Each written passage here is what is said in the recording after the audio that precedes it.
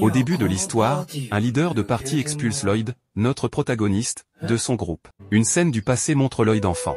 Son professeur lui enseigne la magie de feu et lui demande d'essayer. Elle lui annonce qu'en cas d'échec, il n'aura pas de dîner ce soir. Après cela, elle s'en va. Dans la scène suivante, Lloyd persévère, finit par maîtriser la magie et court retrouver son professeur pour lui montrer ses progrès. La flamme qu'il génère est faible. Son professeur le félicite brièvement, souffle sur la flamme pour l'éteindre, puis utilise la magie de feu contre lui pour le brûler.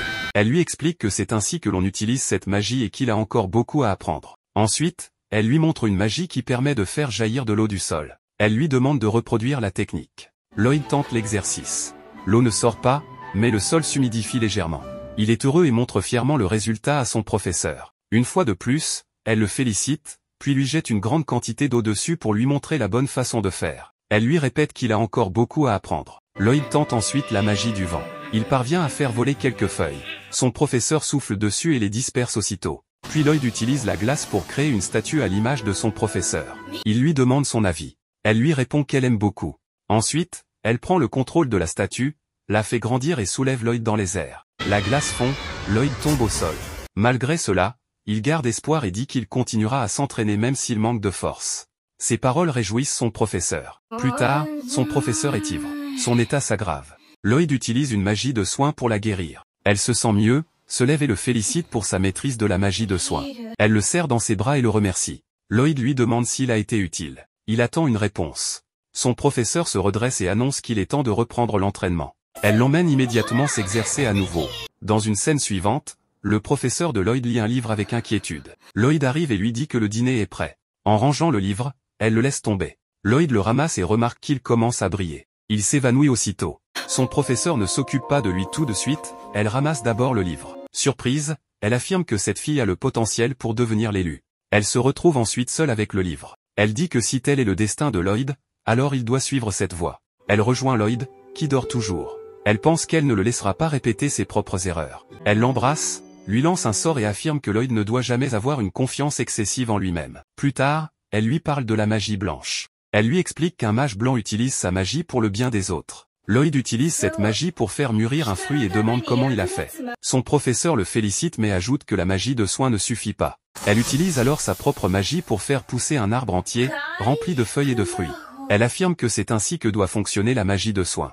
Ensuite, elle se vante et s'en va. Pendant ce temps, Lloyd dit que son maître est incroyable. Dans une autre scène, elle lui explique que certains peuples bestiaux utilisent une magie particulière pour contrôler les monstres. Lloyd découvre une magie ancienne dans un livre. Il montre le passage à son professeur. Elle lui interdit de l'étudier. Elle lui dit que cette magie a disparu depuis longtemps et n'existe plus. Lloyd reprend alors son entraînement. Il tente d'invoquer son bâton rapidement, mais il est trop lent. Son professeur invoque son propre bâton et frappe les pieds de Lloyd.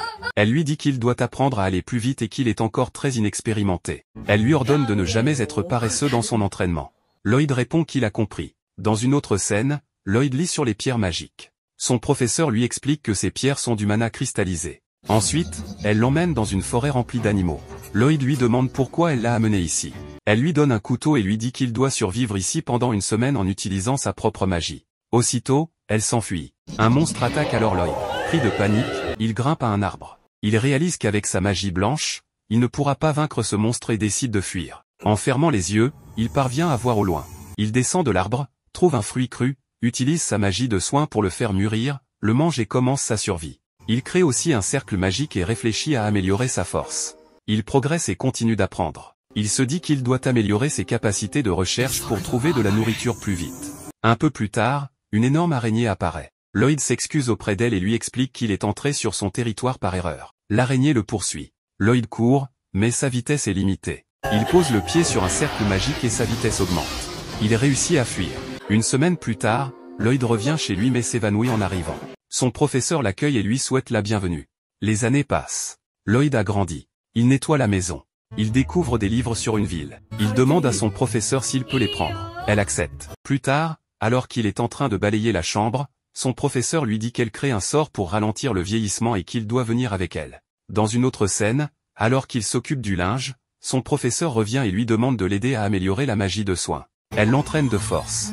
Ils mangent ensemble. Son professeur a soudain une nouvelle idée concernant une magie inédite. En l'écoutant, Lloyd devient inquiet. Elle expérimente beaucoup avec lui et ne lui laisse même pas le temps de dormir. À force de tout ce qu'il vit, Lloyd devient de plus en plus inquiet. Il regarde à nouveau le livre sur la ville. Dans la scène suivante, le professeur vient chercher Lloyd pour faire des expériences, mais elle ne le trouve pas. Il ne reste que le livre. À ce moment-là, on comprend que Lloyd a quitté la maison et se trouve désormais en ville. Lloyd découvre une foule de personnes. Il remarque à quel point l'ambiance est différente. Il a faim, alors il achète une miche de pain. Il constate qu'il n'a plus du tout d'argent. Soudain, un papier se colle à son visage. Il s'agit d'une annonce pour recruter des aventuriers. Quelqu'un observe Lloyd à distance, voit ce qui se passe, puis s'éloigne. Dans la scène suivante, Lloyd rejoint une équipe. Ils affrontent un monstre qui devient furieux et commence à tout détruire autour de lui. Lloyd remarque que ses compagnons faiblissent. Il utilise alors sa magie pour renforcer tout le monde. Personne ne se rend compte qu'il en est la source. Le monstre frappe, mais une fille bloque l'attaque avec son bouclier. Elle remarque que le coup était très faible. Elle comprend qu'il se passe quelque chose d'étrange. Les autres membres de l'équipe en profitent pour immobiliser le monstre. Le chef de l'équipe lance une attaque et parvient à le tuer. Toutes les filles accourent pour féliciter le leader et déclarent qu'il est devenu un véritable héros. Pendant ce temps, Lloyd souffle un peu et dit qu'au moins, ils ont accompli la mission. La fille au bouclier le regarde silencieusement. Dans la scène suivante, la troupe rentre en ville. La foule les acclame. Tout le monde dit que le héros Allen a vaincu un monstre très puissant. Un peu plus tard, ils partagent les récompenses. Le leader donne très peu d'argent à Lloyd en précisant que c'est à cause de son rendez. Lloyd accepte la somme avec le sourire, sans protester. Allen propose ensuite d'aller boire. Lloyd refuse poliment en expliquant qu'il ne boit pas. Il s'éloigne. Les autres filles critiquent son attitude. Le leader répond qu'ils peuvent facilement remplacer Lloyd. Il ajoute que les mages blancs ne servent à rien pendant les combats, qu'ils ne sont que des figurants. Dans la scène suivante, on apprend que l'homme qui surveillait Lloyd s'appelle Will. Il se rend auprès du professeur de Lloyd. Il l'informe que Lloyd a rejoint le groupe des héros. Le professeur lui répond qu'elle lui doit déjà beaucoup. Elle estime que le moment est venu pour Lloyd de découvrir les vrais combats. Selon elle, tant qu'il ne devient pas arrogant, il ne court aucun danger. Will lui demande si elle regrette toujours cet événement. Elle confirme qu'elle ne veut plus jamais refaire la même erreur. Will raconte qu'à l'époque, le seigneur démon a tout sacrifié pour voler un grimoire. Il a combattu et vaincu tout le monde dans le but d'obtenir ce grimoire. Une magie ancienne est alors utilisée. Elle permet de ramener à la vie toutes les personnes tuées par le seigneur démon. Parmi elles, le professeur de Lloyd apparaît et serre Lloyd dans ses bras. Elle explique que c'est grâce à Sibyl, qui a utilisé cette magie ancienne au prix de sa vie. Dans la scène suivante, le groupe de Lloyd devient célèbre pour avoir vaincu de puissants monstres. Un conteur raconte l'histoire du monde. Il explique que le Créateur l'a formé et a laissé une preuve de son existence, les Saintes Épées, trésor national de la nation sacrée. L'une d'elles a choisi un homme, l'un des 4 héros. Il s'agit d'Allen, le chef de l'équipe de Lloyd. La suite montre que le groupe lutte contre un autre monstre. Lloyd utilise à nouveau sa magie pour renforcer ses compagnons. Allen en profite pour tuer la bête. Un peu plus tard, la fille au bouclier discute avec Allen. Il la trouve très studieuse. Elle lui dit qu'elle ressent des sensations étranges lorsque son bouclier reçoit des attaques. Allen lui répond qu'il est impressionné par sa propre force, puis il s'assoit. La fille remarque qu'il ne s'entraîne plus et le lui fait remarquer. Allen, confiant, affirme qu'il n'en a pas besoin car il est déjà le plus fort. Des soldats se reposent au bord d'une rivière. Soudain, un marqueur de golem attaque. Les gardes préviennent Allen que les soldats à la frontière ont été tués. Ils expliquent que cette zone servait aussi de route de contrebande. La mission leur est donc confiée en urgence. Allen prend la situation à la légère. Il dit qu'il suffit de vaincre quelques golems et que ce sera facile. Le groupe arrive près d'un passage. Allen demande à Lloyd s'ils doivent entrer. Lloyd sent quelque chose et confirme. Il pénètre dans la zone et commence à affronter plusieurs golems. Mais à chaque victoire, un nouveau golem apparaît. Cela agace Allen. Il se plaint que les golems arrivent sans arrêt. Lloyd remarque un homme et déclare qu'il s'agit d'un démon. C'est lui qui contrôle les golems. Il attire l'attention sur une pierre magique dans le bâton du démon. Son compagnon demande de quoi il s'agit. Lloyd explique qu'il s'agit d'une forme très rare de mana cristallisé. La fille au bouclier s'adresse alors au démon en l'accusant de contrôler les golems. Lloyd lance à nouveau son sort pour renforcer l'équipe. Il demande à la fille nommée Lulu de tirer sur le mage. Mais le démon s'est réfugié à l'intérieur. Lulu hésite. Lloyd insiste. Elle tire une flèche qui traverse une pierre et touche le démon.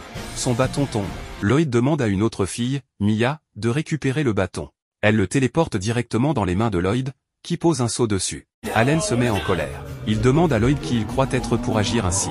Il rappelle qu'il est le leader. Soudain, un golem attaque. Allen se prépare à combattre. Lloyd l'arrête et explique que le golem n'est plus contrôlé par la pierre magique. Il est devenu imprévisible et le combat serait trop risqué. Allen refuse d'écouter et engage l'affrontement. Le golem s'apprête à frapper Allen violemment. Lloyd utilise sa magie pour augmenter sa vitesse et pousse Allen sur le côté. L'attaque est évitée de justesse. Allen ne le remercie pas. Il s'énerve contre Lloyd et lui ordonne de ne plus se mettre en travers de son chemin. Puis il élimine le golem. Ensuite, Allen annonce à Lloyd qu'il le renvoie de l'équipe. Il estime qu'il ne fait rien d'utile, que Sheena assure seul les soins et que Lloyd ne sert à rien. Lloyd reconnaît qu'il est inutile. Allen lui dit qu'il peut partir. Lloyd s'en va en silence, pendant que les autres continuent de le rabaisser. Lloyd entre dans la guilde et demande à rejoindre une équipe, mais il essuie plusieurs refus. Il devient triste. Cela fait 3 jours qu'il cherche, sans succès. À ce moment-là, il entend une fille supplier la réceptionniste. Elle dit qu'ils ont besoin d'un mage blanc gratuit pour le lendemain. La réceptionniste lui répond que ce n'est pas possible. La fille insiste et demande qu'on lui propose quelqu'un, peu importe qui. La réceptionniste lui parle alors de Lloyd. En l'entendant, la fille s'approche de lui et lui demande s'il est un mage blanc. Lloyd confirme. Elle lui demande avec qui il est venu. Il répond qu'il est seul et sans emploi. La fille est ravie. Elle lui prend la main et l'emmène avec elle.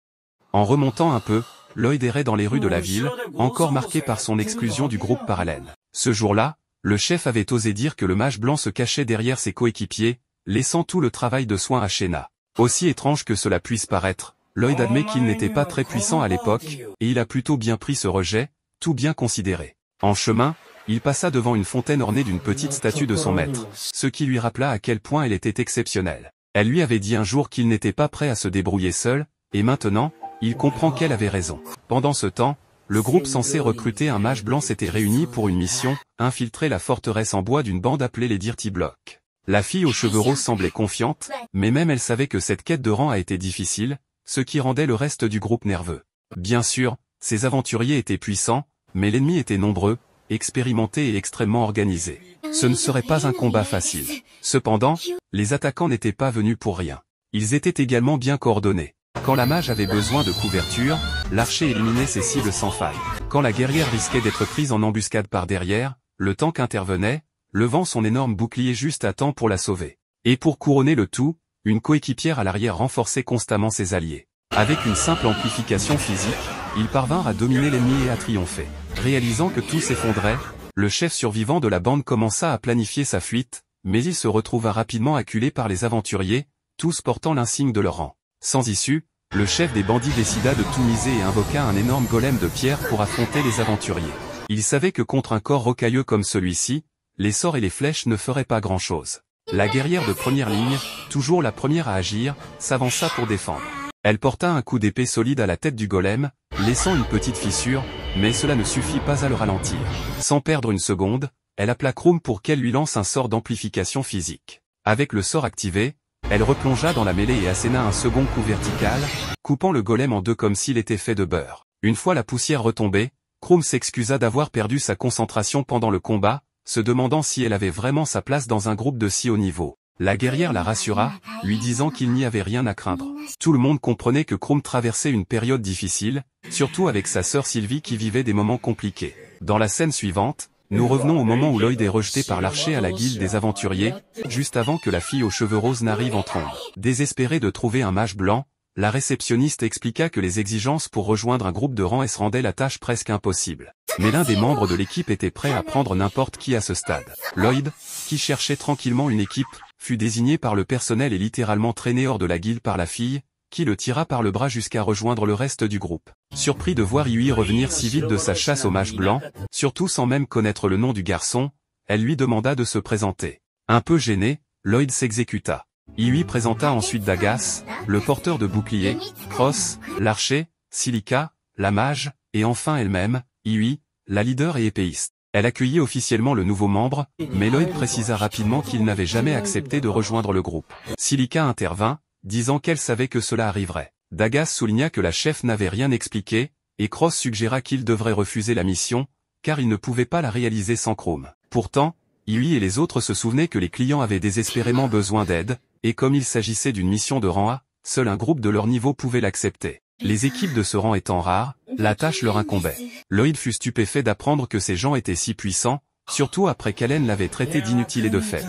Le mage blanc ne se voyait pas capable d'aider une équipe aussi forte. Mais avec son assurance habituelle, Yui le motiva, lui garantissant qu'il en était capable. Le groupe demanda alors à Lloyd de montrer sa magie de soutien. Sous la pression de leurs grandes attentes, il transpirait à grosses gouttes, son estime de soi étant au plus bas. Dagas suggéra de demander un sort spécifique pour ne pas embrouiller le nouveau. Yui lui ordonna de lancer un sort d'amplification sur toute l'équipe. Cross et Silica notèrent qu'aucun mage blanc ordinaire ne pouvait accomplir cela et pensèrent qu'il valait mieux abandonner l'idée. Pour être sûr, Lloyd demanda si c'était le seul test pour rejoindre le groupe. Iwi confirma, à condition qu'il amplifie tout le monde en même temps, pas un par un. La pression monta encore. Lloyd était loin de leur niveau, et à part Iwi, personne ne croyait vraiment qu'il en était capable. Prenant une grande inspiration, il se ressaisit et saisit son bâton. Soudain, tout le groupe observa, émerveillé, son bâton apparaître de nulle part. Lloyd l'utilisa pour invoquer des cercles magiques de différentes couleurs, chacun se déplaçant en parfaite synchronisation jusqu'à ce qu'ils se rassemblent sous les aventuriers de rang S, créant un spectacle éblouissant de lumière et de couleurs. Bouche bée, Iwi demanda d'où venait ce bâton. Lloyd expliqua qu'il s'agissait d'un simple sort de stockage, mais ce qu'il voulait vraiment savoir, c'était ce que ses coéquipiers pensaient de son sort d'amplification.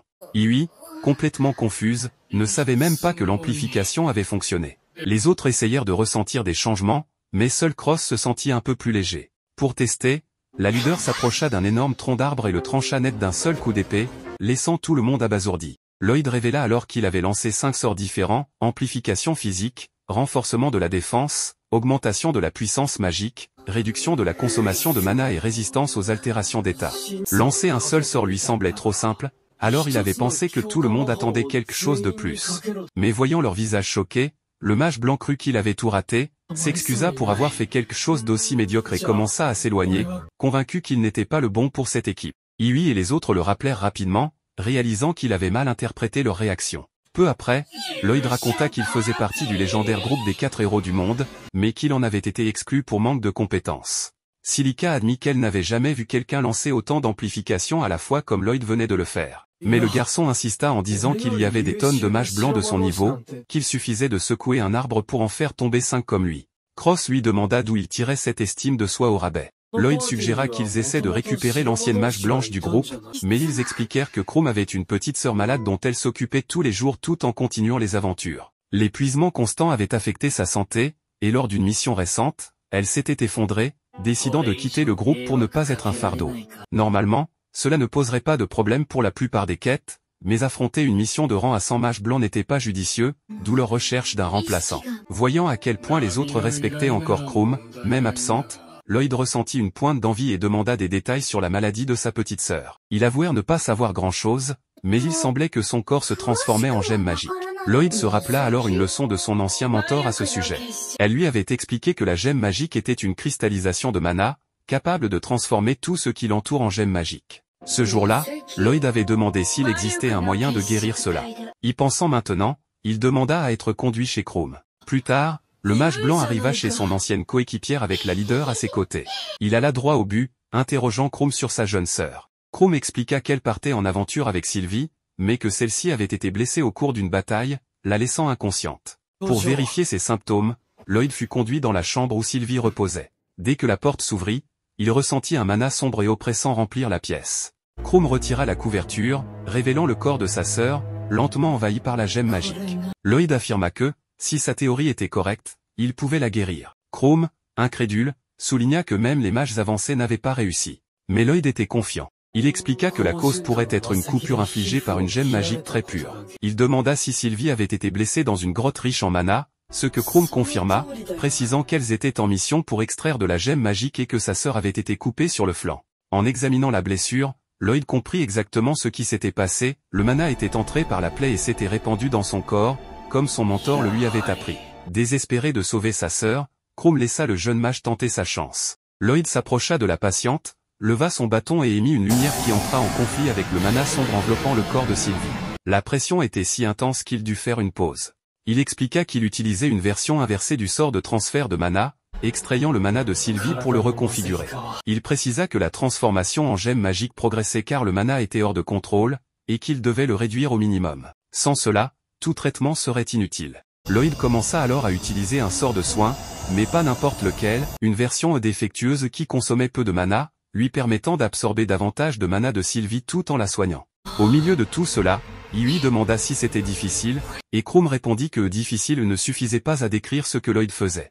Utiliser des sorts qu'il avait lui-même créés et lancer 2 types de magie à la fois était déjà impressionnant, mais ce qui était vraiment stupéfiant, c'était sa capacité à supporter un tel flux de mana. Aucun humain ordinaire ne pourrait y parvenir. Le processus de guérison continua, et Iwi observa, émerveillé, les parties du corps de Sylvie qui redevenaient normales. Bientôt, une fois son corps entièrement restauré, Lloyd arrêta la procédure, à bout de souffle, épuisé. Sylvie se réveilla enfin, voyant le visage en larmes de sa sœur à ses côtés, ce qui fit sourire Lloyd et Hughie. Après cet exploit miraculeux et dangereux, Krumm remercia sincèrement Lloyd, promettant de reprendre les aventures avec sa sœur une fois que Sylvie serait complètement rétablie. Avant que Lloyd ne parte, Krumm lui dit qu'elle était convaincue qu'il pouvait diriger le groupe, ayant prouvé de quoi il était capable. Lloyd rappela qu'il n'était pas un membre officiel, se jugeant pas assez compétent.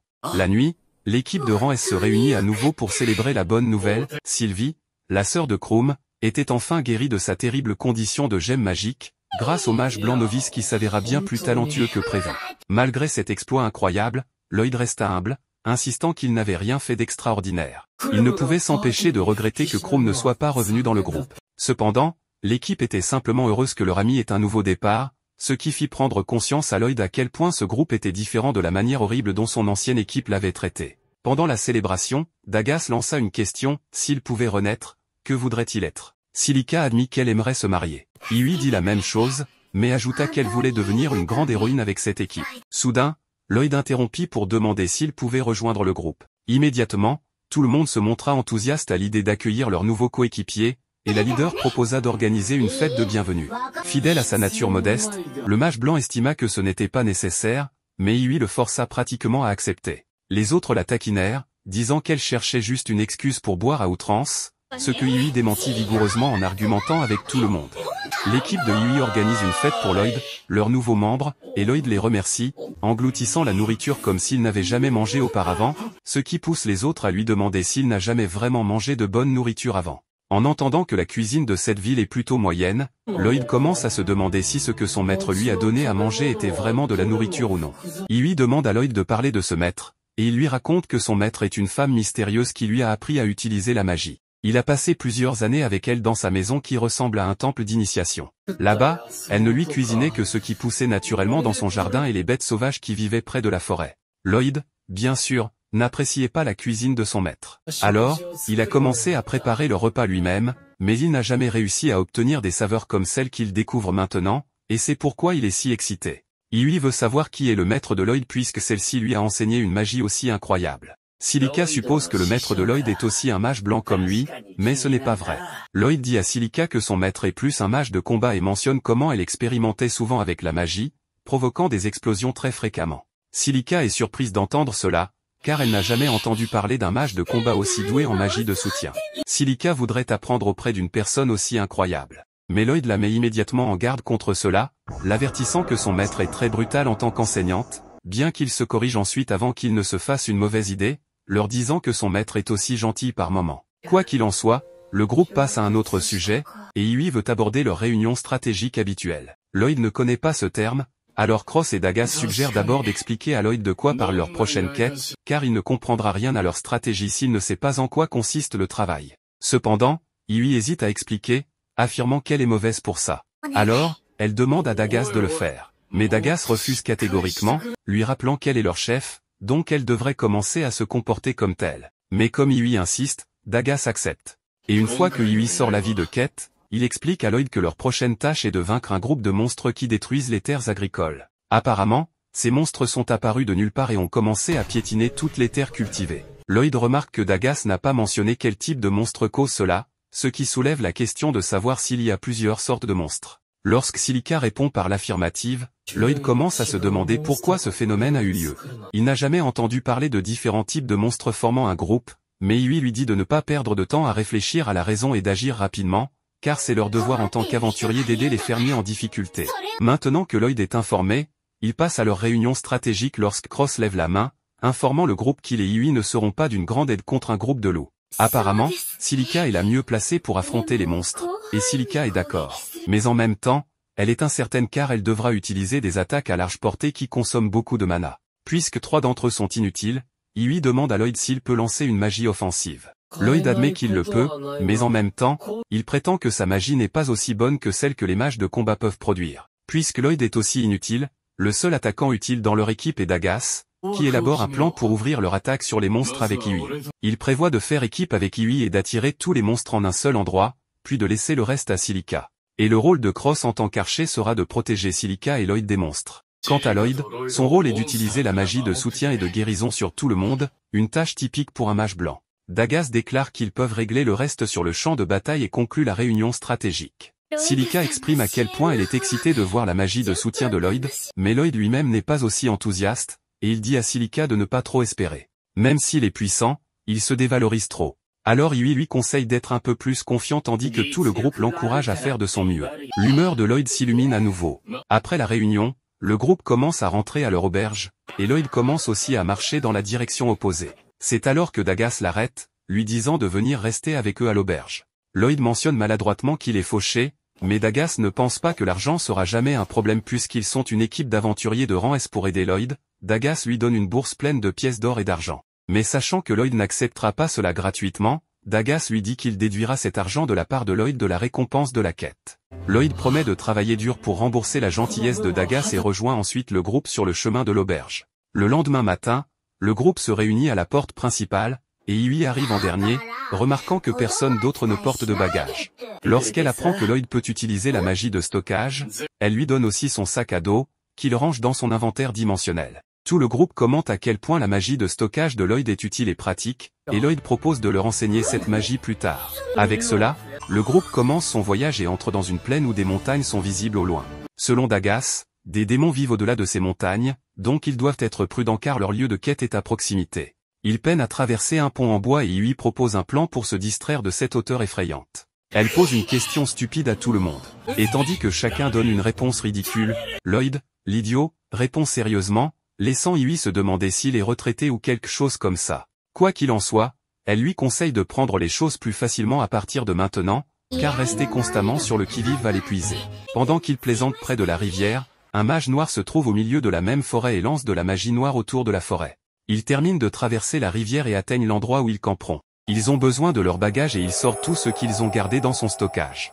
Ils sont tellement contents d'avoir voyagé si léger, ce qui a rendu leur voyage beaucoup plus rapide. Ils commencent à installer leur camp. Ils aménagent la pièce, prennent de l'eau et aussi d'autres choses nécessaires à leur bien-être. Après un dur labeur et du stress, Yui est fatiguée et souhaite prendre une douche.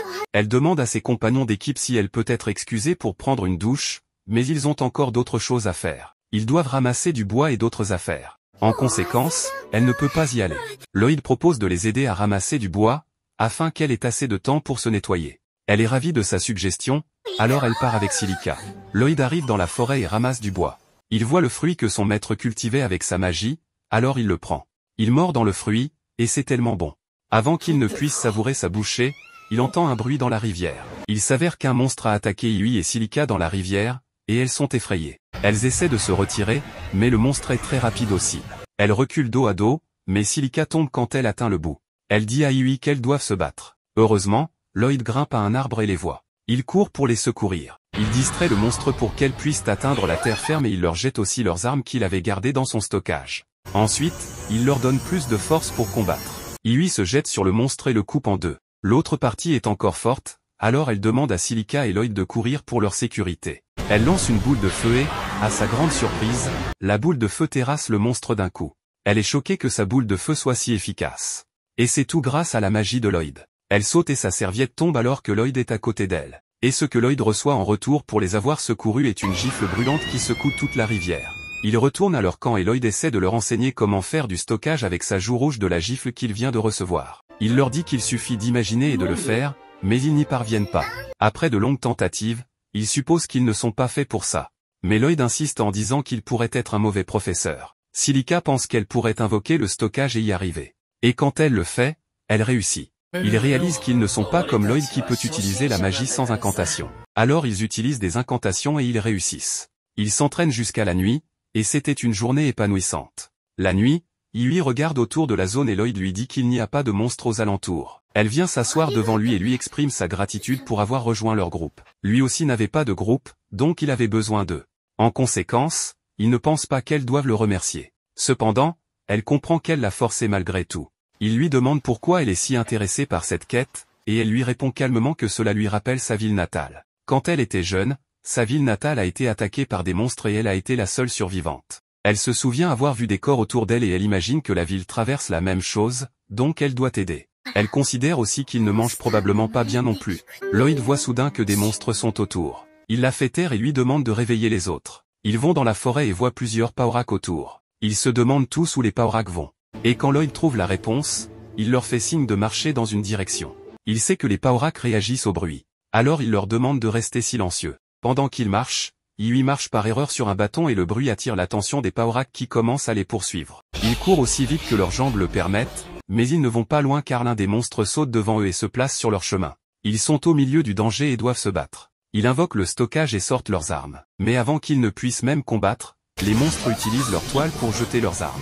Pour empirer les choses, les monstres les entourent de toiles au point qu'ils ne peuvent plus bouger. Ils se demandent ce qu'ils vont faire et Lloyd suggère qu'ils pourraient retenir les monstres à un endroit pendant qu'ils combattent. Il invoque sa magie et immobilise les monstres. Ainsi, Iwi prend son épée pour se battre et il récupère aussi l'arme de Silica. Iwi utilise son épée pour couper toutes les pattes des monstres pour les maintenir au sol. Et alors qu'elle saute sur le dernier monstre, Lloyd demande à Silica de combattre aussi, ainsi que Cross. Ils se jettent tous dans le combat et ils gagnent. Après leur victoire, Lloyd se sent mal d'avoir pris le contrôle en commandant l'équipe. Alors, il s'excuse, mais ils sont d'accord avec ça parce que s'il n'était pas là, ils auraient perdu le combat. Il l'apprécie pour avoir pris des initiatives et il est content d'être accepté à cet endroit. Ils retournent tous à leur camp et le lendemain matin, ils rangent leurs affaires pour continuer leur voyage. Ils invoquent tous leur stockage et mettent leurs bagages pour partir. Cependant, Lloyd reste là, se demandant pourquoi il y a des Paorak autour et où ils allaient. Iwi l'appelle et lui demande de venir. Il court vers eux, heureux d'avoir maintenant trouvé une équipe pour lui-même.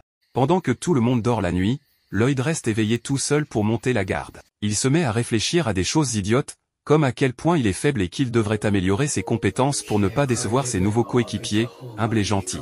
Il repense ensuite à leur rencontre précédente avec des araignées démoniaques et ne peut s'empêcher de remarquer que leur comportement n'était pas vraiment normal. L'ensemble du groupe d'araignées semblait se diriger dans une direction précise, comme si quelque chose ou quelqu'un les contrôlait. Quoi qu'il en soit, Lloyd pense qu'il devrait désormais être plus prudent afin de pouvoir prévenir toute crise éventuelle. Iwi et Silica, qui ont du mal à dormir, sortent de leur tente et aperçoivent Lloyd éveillé. Elle lui demande s'il compte rester seul debout toute la nuit. Lloyd acquiesce, affirmant que c'est bien son intention.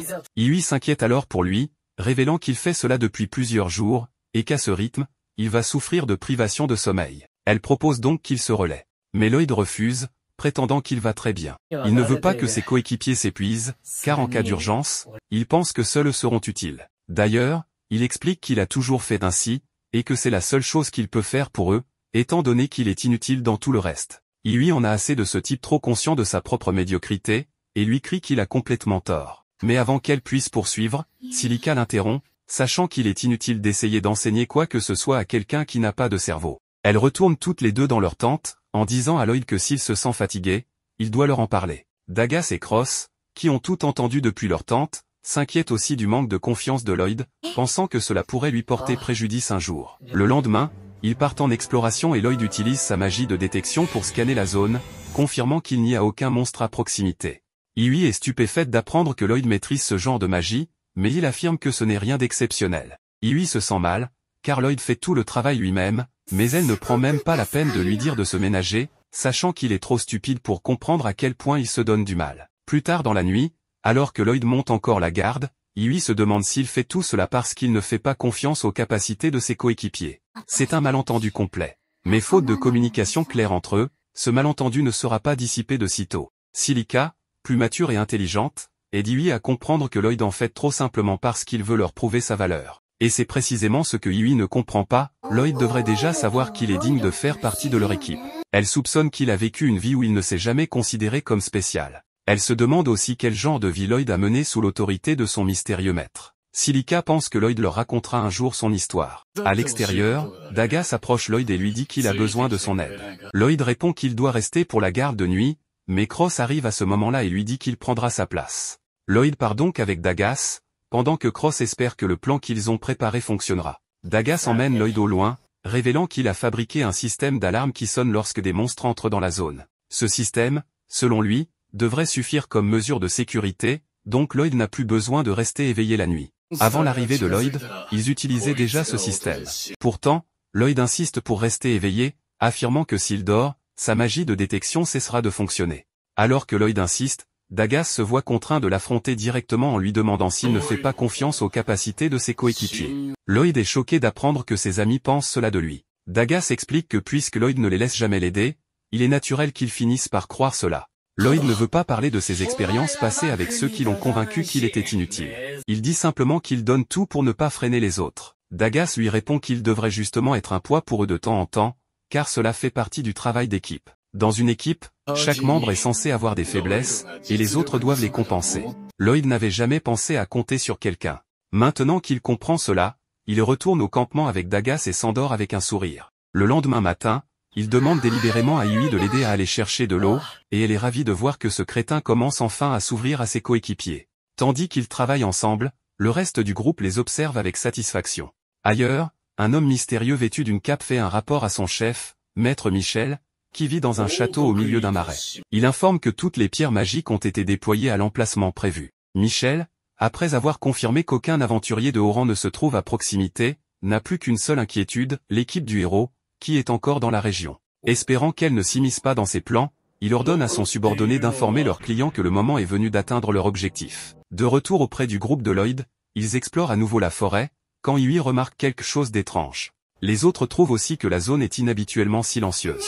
Lloyd utilise sa magie de détection et découvre qu'une horde de monstres se trouve à quelques kilomètres au nord, précisément là où se situe la ferme. Yui est toujours choqué par la portée de détection de Lloyd, mais lui continue de prétendre que ce n'est rien d'extraordinaire. Cette fois, cependant, Silica finit par lui révéler que sa portée est 10 fois supérieure à celle d'un humain normal, ce qui laisse Lloyd sans voix. Mais il tente encore de se défendre en disant qu'il est un faible. Le débat étant inutile, le groupe se dirige vers la ferme.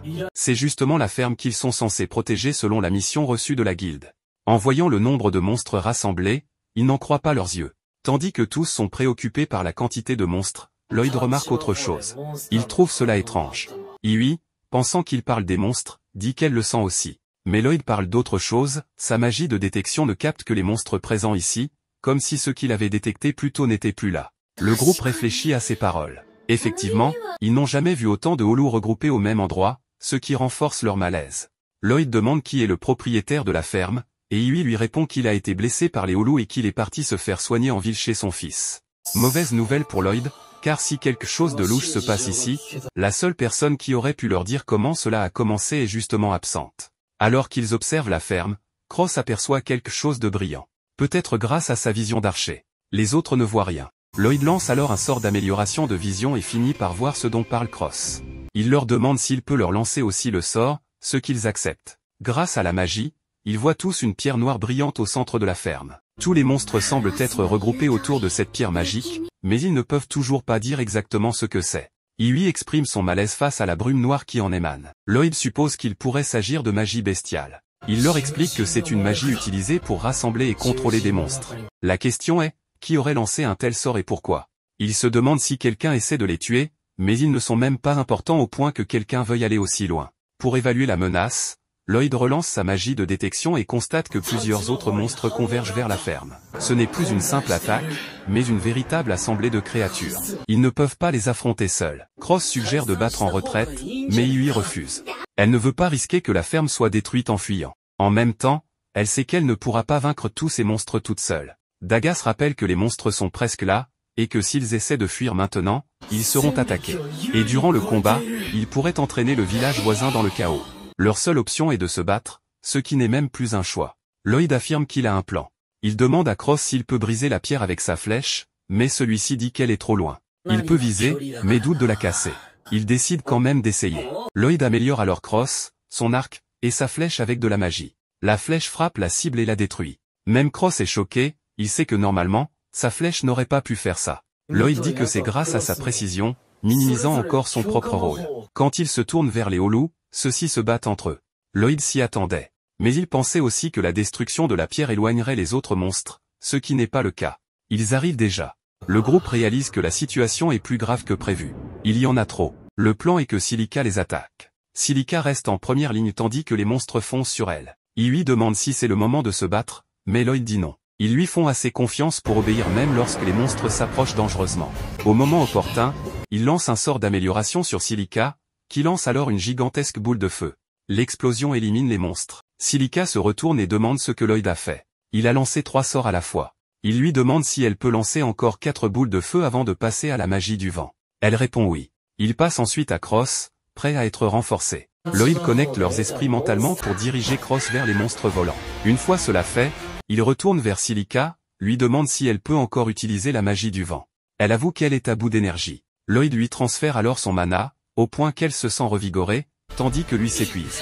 Elle s'excuse, mais il minimise la chose, blâmant sa faiblesse habituelle. Grâce à la nouvelle énergie, Silica lance la magie du vent et éteint les flammes. Mais elle est désormais complètement vidée. Avant de s'effondrer, ses amis la rassurent, ils s'occuperont du reste. Dagas et Yui prennent le relais. Quelques minutes plus tard, le combat est terminé. Yui remercie Lloyd pour tout, mais comme d'habitude, il dit que ce n'était rien. Yui, habitué à son manque d'estime, ne cherche même plus à le contredire. Alors qu'elle tente de se reposer, Lloyd leur dit qu'ils doivent retourner en ville. Les filles se plaignent de la fatigue, mais il explique qu'il pense que celui qui a orchestré tout ce plan veut s'en prendre à Ishtar, et il a l'impression de s'être fait piéger.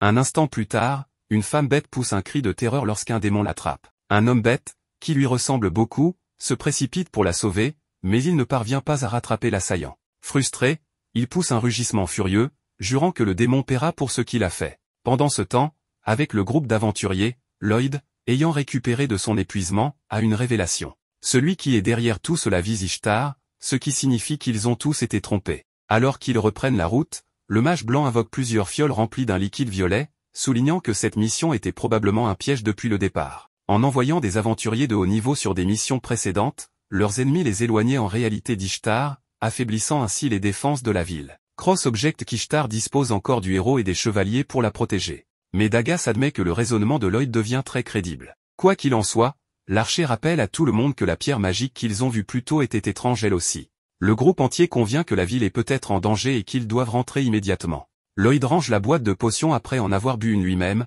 puis lance un sort de soutien à ses alliés. Soudainement, il s'élance à une vitesse inhumaine, laissant ses amis stupéfaits. Sans vraiment comprendre ce qui se passe, ils se mettent tous à courir derrière lui, se sentant légers comme des plumes. En chemin, Lloyd explique qu'il a simplement lancé un sort de vitesse sur tout le monde. Ailleurs, dans un manoir isolé, le démon qui a kidnappé la femme bête arrive. Michel accueille son client de prestige, mais le visiteur demande à ne pas être appelé ainsi. L'autre y est dit que Grand Général Grist est de toute façon trop formel. Grist prévient alors que l'avant-garde se rapproche d'Ishtar et que leur plan fonctionne, tout cela grâce à cette femme. À ce propos, il espère qu'elle sera utile à l'avenir également. Michel confirme qu'elle est spéciale et qu'ils ont beaucoup à gagner en l'utilisant. Grist ne comprend pas vraiment ce qu'il veut dire par là, mais sachant qu'on l'appelait autrefois la main droite du Seigneur Démon, le minimum est de faire confiance à son talent. Pour le reste, l'homme affirme qu'il peut tout faire tant qu'il est bien payé. Pendant ce temps, la jeune femme bête enlevée est enfermée dans une cellule. Michel arrive avec une boîte de potions, annonçant qu'il est temps d'emprunter son pouvoir.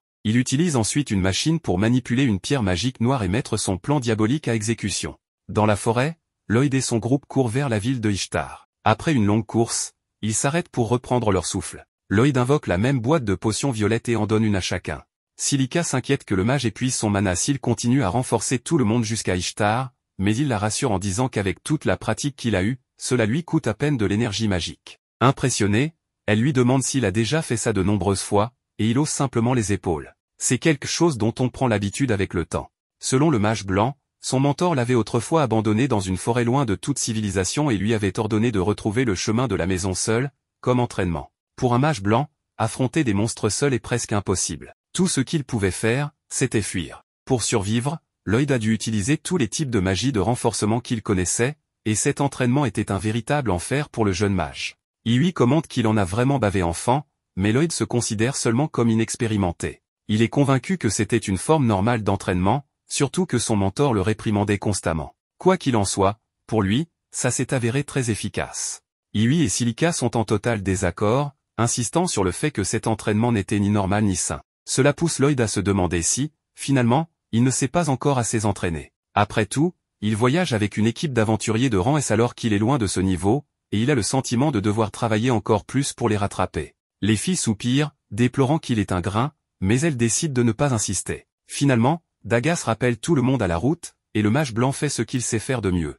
Il enchaîne les sorts d'amélioration, ce qui déclenche un sort de détection pour repérer d'éventuels ennemis à proximité. Des heures plus tard, ils ont déjà traversé la forêt dense et approchent d'Ishtar. Les filles du groupe félicitent leur rapidité sans jamais perdre leur souffle, jusqu'à ce que Lloyd, sans prévenir, pile brusquement, provoquant une collision avec toute l'équipe. Après un arrêt peu glorieux, Cross exige de savoir pourquoi il s'est arrêté.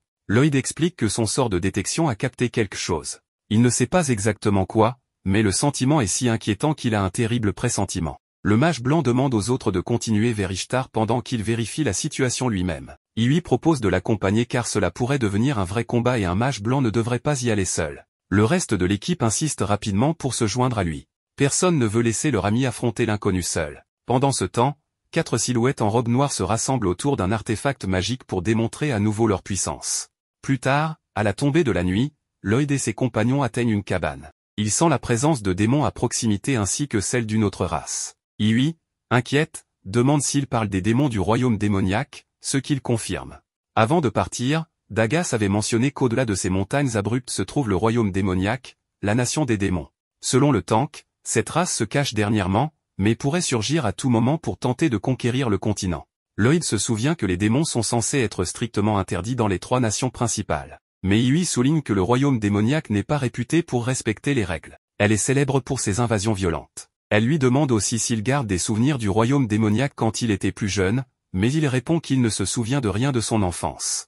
La guerre était déjà finie quand il est allé vivre chez son mentor. Silica réalise que le mage est orphelin de guerre. Iwi s'excuse d'avoir suggéré que Lloyd s'en fichait, mais le mage n'est pas offensé. Il est beaucoup plus préoccupé par la possibilité que des démons envahissent la cabane juste devant eux. Cross suggère de signaler ça au chevalier une fois revenu en ville, mais le mage veut d'abord récolter plus d'informations. Même si c'est dangereux, Lloyd sent la même énergie magique que celle de la pierre magique, et Dagas pense que cela pourrait être lié aux monstres qui ont attaqué la ferme. Lloyd est d'accord, ajoutant que si Ishtar est leur véritable cible, cela vaut le risque d'enquêter davantage. Il lui approuve l'idée de rester sur leur garde, même si Silica n'est pas ravie, mais la guerrière insiste pour qu'il stoppe toute menace potentielle contre Ishtar, la ville étant déjà sous pression. Le reste du groupe est impressionné par son leadership, et tous conviennent que ce pourrait être la clé pour résoudre la situation. Avec tout le monde d'accord, le groupe s'approche silencieusement de la cabane. Cross regarde par la fenêtre, mais elle semble vide. À ce moment, Lloyd lance à nouveau son sort de détection et sent la présence ennemie sous terre. Il demande à Silica si elle utilise la magie de la terre, ce qu'elle confirme. Sans attendre, Lloyd les renforce avec sa magie. Silica invoque ensuite une fosse de sable et fait s'effondrer le plafond directement sur les silhouettes encapuchonnées en dessous. Iwi ne perd pas une seconde. Elle surgit et neutralise le premier homme. Elle exige de savoir qui ils sont et ce qu'ils font ici. Mais l'un des hommes réagit, soulevant les pierres tombées par magie pour les lui jeter. Elle est rapide et dévie les rochers avec son épée. Cross tire une flèche et touche l'assaillant, juste au moment où son allié tente de s'échapper. Lloyd renforce Silica, qui relance son sort de sable pour maintenir la pression. Un autre ennemi réplique avec de la lévitation, renvoyant les rochers avec force. Dagas se jette pour protéger tout le monde avec son bouclier. Voyant que leurs attaques échouent, les silhouettes paniquent et prennent la fuite. Iwi poursuit l'un des fuyards, tombant dans une embuscade, mais Cross la couvre avec son arc et élimine 2 ennemis avant qu'ils ne l'atteignent. Il ne reste plus qu'un adversaire, qui court vers la prisonnière femme bête et lance un sort l'enveloppant dans un cocon magique, puis commence à la faire léviter pour l'emporter. Les aventuriers se précipitent pour réagir. L'homme monte à l'étage et Lloyd dit à Iwi de contourner pour le couper. Elle sprint pour intercepter et appelle Cross à l'aide. Le mage sent une signature magique puissante dans le cocon. Peu après, Iwi et l'archer réussissent à coincer le fugitif, mais il ne se rend pas. Il déclenche une rafale d'éclairs. Lloyd érige des boucliers magiques pour protéger tout le monde, jusqu'à ce qu'un des éclairs frappe finalement le lanceur lui-même, le mettant KO. Avec la menace neutralisée, Lloyd dissipe le cocon et découvre que la prisonnière est une femme bête. Les aventuriers la ramènent rapidement dans la cabane. Silica devine qu'elle doit venir de l'Empire Fort. En la voyant, tous supposent qu'elle pourra éclairer la situation. Lloyd tente donc de la ranimer. Le mage lance un sort de soin extrêmement puissant, le même que Iwi avait vu guérir Sylvie avant qu'elle ne se change en pierre magique. En plus, Lloyd précise qu'il a amélioré le sort depuis. Iwi est choquée. Elle ignorait que des aventuriers pouvaient vraiment améliorer des sorts. Silica, tout aussi surprise, admet que c'est incroyable de pouvoir modifier un sort. Lloyd explique que son mentor le forçait souvent à aider pour ce genre de choses. Il se souvient qu'elle avait toujours de nouvelles idées toutes les 5 minutes, lui demandant d'optimiser ses sorts pour arrêter le vieillissement. Jour après jour, Lloyd est de plus en plus convaincu que son maître est totalement excentrique. Iwi, elle, pense même que ce mot est bien faible pour décrire cette femme. Quoi qu'il en soit, le soin fonctionne et la femme bête se réveille. Iwi, débordante d'enthousiasme, commence à la bombarder de questions sur la situation. Finalement, elle révèle son nom, Kurea. L'humaine lui demande pourquoi elle a été gardée captive par ces démons, mais Kurea semble trop effrayée pour répondre immédiatement. Voyant cela, Lloyd explique qu'ils sont des aventuriers envoyés en mission pour protéger une ferme d'une horde de monstres, et qu'il a senti la présence magique d'un peuple bête à proximité. D'après ce qu'il sait, certains peuples bêtes peuvent contrôler les monstres par magie. Et peut-être, juste peut-être, Kureha était responsable de ce qui est arrivé à la ferme. À ces mots, Kureha avoue que c'était bien son sort qui avait causé tout ce désastre. Pendant ce temps, dans la forêt, deux éclaireurs d'Ishtar tombent sur une gigantesque pierre magique et constatent qu'une multitude de créatures rôdent autour pour la protéger. N'ayant aucune chance de combattre, ils tentent de fuir, mais l'un d'eux est immédiatement tué par des loups féroces. Au même moment, une armée de créatures commence à marcher à travers la forêt vers la ville. Dans la cabane, les aventuriers sont stupéfaits d'apprendre qu'il existe vraiment un sort capable de contrôler les monstres. Kureha confirme que les démons l'ont forcé à utiliser ce pouvoir comme une arme, ce qui confirme presque que le royaume démoniaque est derrière l'attaque d'Ishtar. Comme la ville est un point stratégique crucial pour conquérir tout le continent, le gros problème est que si le plan des démons visait à laisser la ville sans défense, Ishtar est peut-être déjà en grand danger. Compte tenu de la situation, le groupe se précipite vers Ishtar, avec Kureha à leur côté. Lloyd se sent coupable de l'entraîner là-dedans, mais elle avoue qu'elle aurait encore plus de problèmes s'il la laissait derrière. Après un moment de course, ils font une courte pause, tous anxieux d'atteindre la ville avant qu'elle ne tombe face à la menace imminente à ses portes. Lloyd utilise sa magie de détection et sent une horde de monstres se diriger vers la ville. Mais ce n'est pas tout. Une armée entière les suit de près.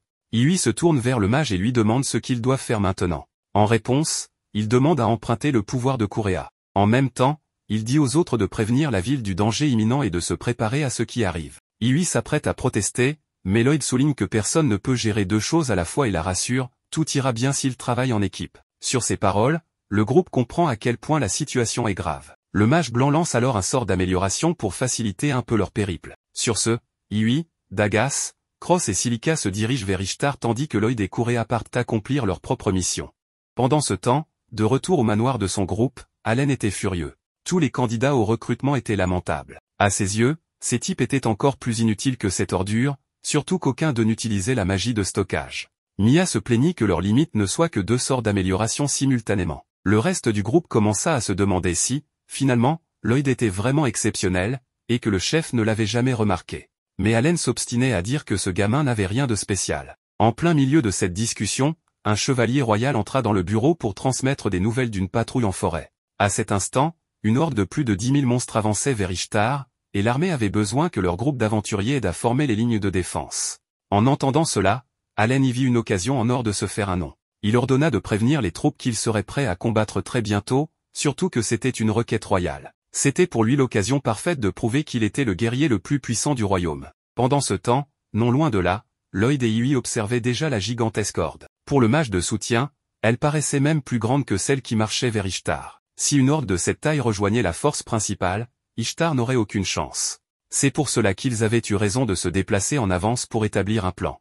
À partir de là, l'objectif était simple, trouver un moyen de vaincre ses ennemis. Kureha, cependant, voulait savoir s'il existait un moyen de le faire sans blesser les monstres, car ils étaient contrôlés et n'agissaient pas de leur plein gré. Ce qui compliquait les choses, c'était que celui qui les contrôlait utilisait des pouvoirs de peuple bête, ce qui pesait lourd sur sa conscience.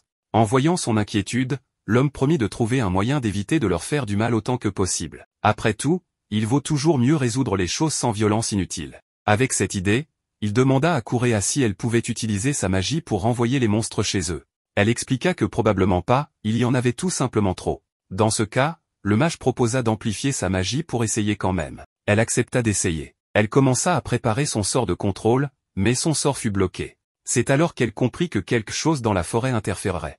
À la guilde des aventuriers, Allen était réuni avec les autres guerriers qui allaient rejoindre la force de combat du royaume. Comme toujours, il se montrait arrogant, rabaissant les compétences des autres, persuadé d'être largement supérieur, surtout que tous les aventuriers de rang A et plus étaient absents de la ville. Il ne restait que des rangs B et moins. En entendant ces moqueries, plusieurs aventuriers étaient déjà furieux.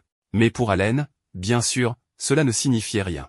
Il alla même plus loin, les traitant de simples boucliers décoratifs pour mettre en valeur les plus forts. En abusant de son statut de héros, Allen se faisait de plus en plus d'ennemis, jusqu'à ce que le directeur de la branche de la guilde arrive pour rétablir l'ordre, rappelant que les véritables ennemis étaient les monstres et qu'il n'y avait pas de temps pour se quereller. Ne voulant pas perdre l'attention, Allen éleva la voix et exposa son brillant plan de bataille. D'abord, chaque mage lancerait ses sorts les plus puissants, de ceux qui font tout exploser. Si chacun pouvait éliminer environ 10 monstres, l'infanterie pourrait avancer et gagner du temps. Puis les mages tireraient une autre salve, et ainsi de suite. À ce moment-là, une mage leva la main et admit qu'elle ne pouvait pas lancer de sort aussi puissant. Un autre avoua qu'il ne pouvait peut-être en tuer qu'un seul à la fois, au mieux. Allen explosa en entendant cela, affirmant que tout le monde devrait être capable de faire bien plus.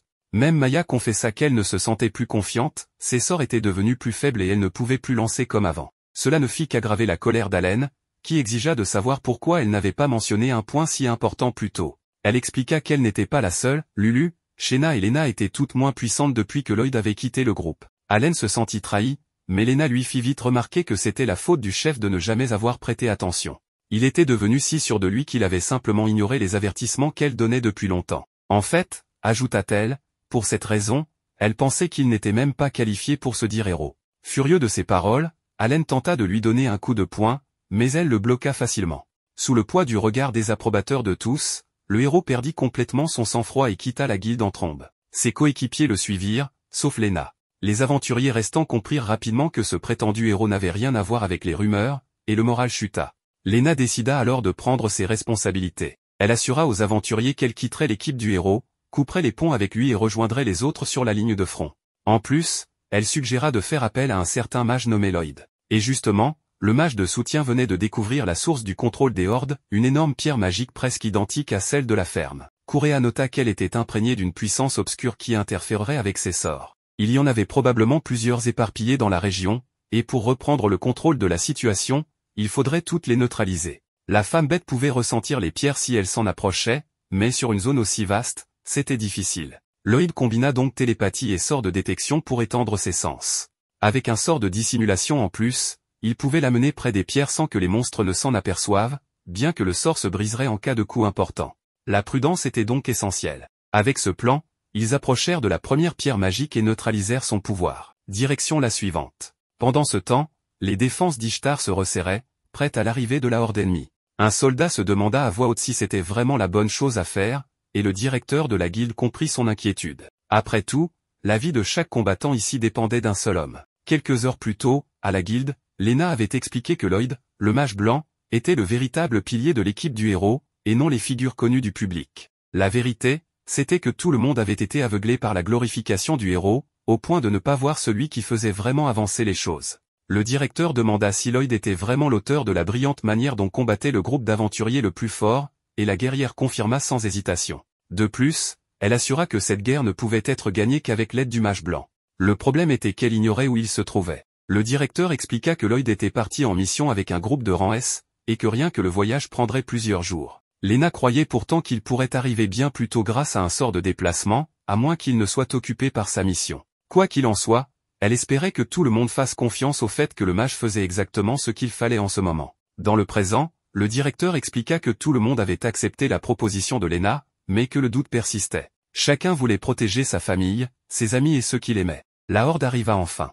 Lena ordonna aux archers de tirer leurs flèches. La volée abattit une partie de la ligne de front des monstres. Les porteurs de boucliers crièrent de pousser les ennemis dans les tranchées, tandis que les mages lançaient des boules de feu sur la masse qui avançait. Des vagues d'eau suivirent, inondant les tranchées pour noyer les créatures et élargir le fossé, rendant la traversée encore plus difficile. Le plan était simple, tenir jusqu'au retour des aventuriers de rang S. Justement, Iui et ses compagnons se dirigeaient vers Ishtar, soutenus par la magie de Lloyd qui les empêchait de s'épuiser. La seule présence du mage blanc suffisait à inspirer chacun à donner le meilleur. Ils refusèrent même de se reposer la nuit, chaque minute perdue étant une minute où la ville subissait l'assaut. Pendant ce temps, Lloyd et Correa atteignirent enfin la dernière pierre magique, gardée par des loups de haut rang et des panthères de sang. Quand la femme bête désactiva la pierre, le regard sauvage des créatures disparut, mais cela révéla un autre problème, loups et panthères étaient des ennemis naturels, et maintenant ils se battaient entre eux.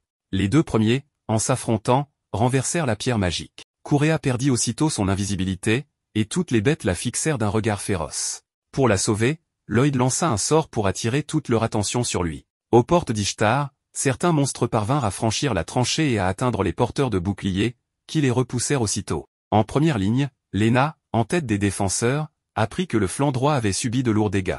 Comme si cela ne suffisait pas, la ligne de défense céda, laissant les monstres pénétrer. À ce moment critique, les aventuriers de rang S arrivèrent enfin.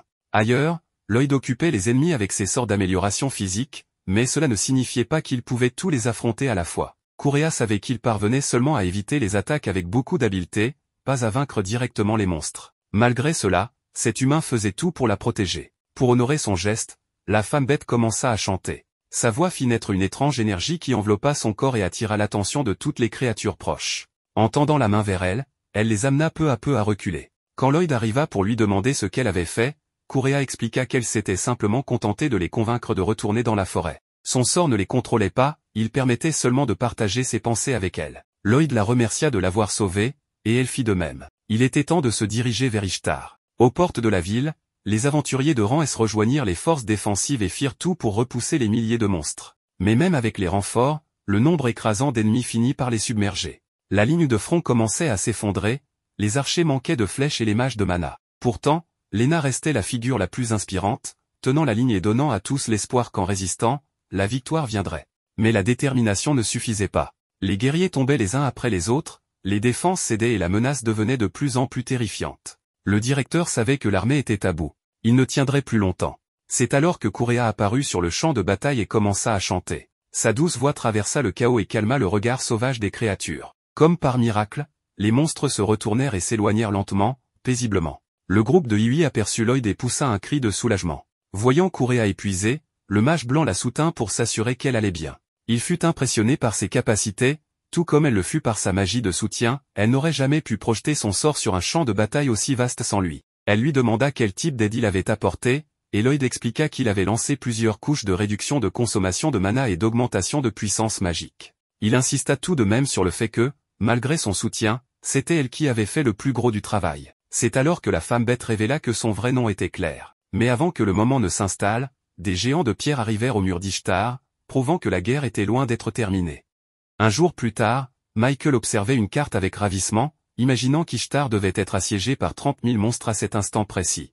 Mais soudain, un messager se précipita dans son manoir pour annoncer que la horde en marche avait brusquement commencé à se disperser. Au cœur de la forêt, Claire se lamentait que les golems ne puissent pas l'entendre. Tandis que Lloyd soupçonnait une sorte d'interférence démoniaque destinée à atteindre les lignes de front avant les monstres, le mage de soutien lança un sort qui augmenta leur vitesse, esquivant les rangs ennemis et manquant de se faire écraser dans le processus. Les deux parvinrent finalement sains et saufs au fossé qui protégeait les portes de la ville. Sans hésitation, Lloyd entoura la taille de sa compagne de son bras et bondit par-dessus l'écart, un exploit qui laissa chaque soldat témoin bouche bée. Dès cet instant, leurs esprits se relevèrent, rassurés par la présence du jeune mage qui s'était déjà prouvé bien au-delà de l'ordinaire. L'un après l'autre, ses compagnons de rang S arrivèrent également. Alors qu'ils célébraient la retraite des monstres, Lloyd attribua le mérite à Claire. Mais lorsqu'Iui et Silica entendirent ce nom, elles furent perplexes car elles étaient certaines que la jeune fille s'appelait Kureha. Malgré tout, il n'y avait pas de temps à perdre. Les golems n'étaient pas encore arrivés et le mage de soutien principal à la tranchée était déjà complètement épuisé après un combat si féroce. Même dans cet état, Lloyd savait qu'il devait rester debout et continuer à se battre, l'avenir d'Ishtar en dépendait. C'est alors que le directeur de la branche de la guilde apparut pour prêter main forte, et Lloyd lui demanda de protéger Claire durant la bataille. L'homme ordonna aussitôt à une escouade de chevaliers de garder la fille bête. Avant de partir, Lloyd la remercia, admettant que sans son aide, le résultat aurait été bien pire. Elle secoua la tête, affirmant que c'était l'inverse, c'était eux qui l'avaient sauvée. Le directeur de la guilde déclara que Lloyd était le seul espoir de la ville, une affirmation qui mit le garçon mal à l'aise.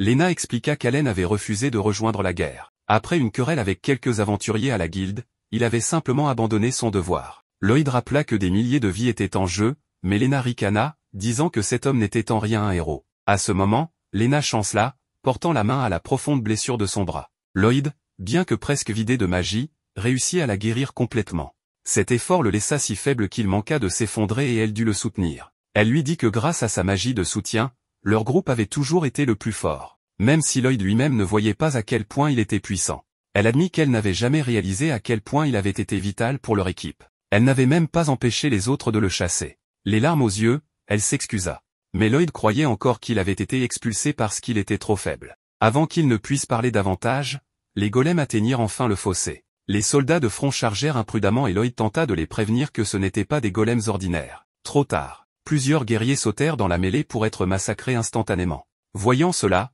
Lena leva son bouclier et ordonna des salves de boules de feu. Mais, tout comme les flèches auparavant, ces explosions n'égratignèrent guère l'armure de pierre des monstres. L'un après l'autre, les golems franchirent le fossé, forçant les défenseurs à reculer pas à pas. Même au bord de l'effondrement, Lloyd se prépara à renforcer les troupes. Ses alliés lui rappelèrent qu'il y avait des dizaines de soldats, mais il les rassura en disant qu'ils pouvaient gérer, non pas tous à la fois, mais par groupe tournant. Rapidement, il lança des enchantements physiques sur les combattants de première ligne tout en augmentant la puissance des unités magiques. Ses propres compagnons reçurent également des améliorations, bien que chacun sût que les effets ne dureraient pas longtemps. Pendant ce temps, Iui grimpa sur une estrade en bois pour rallier les soldats. Elle cria que Lloyd avait renforcé plusieurs guerriers capables d'affronter les golems de front.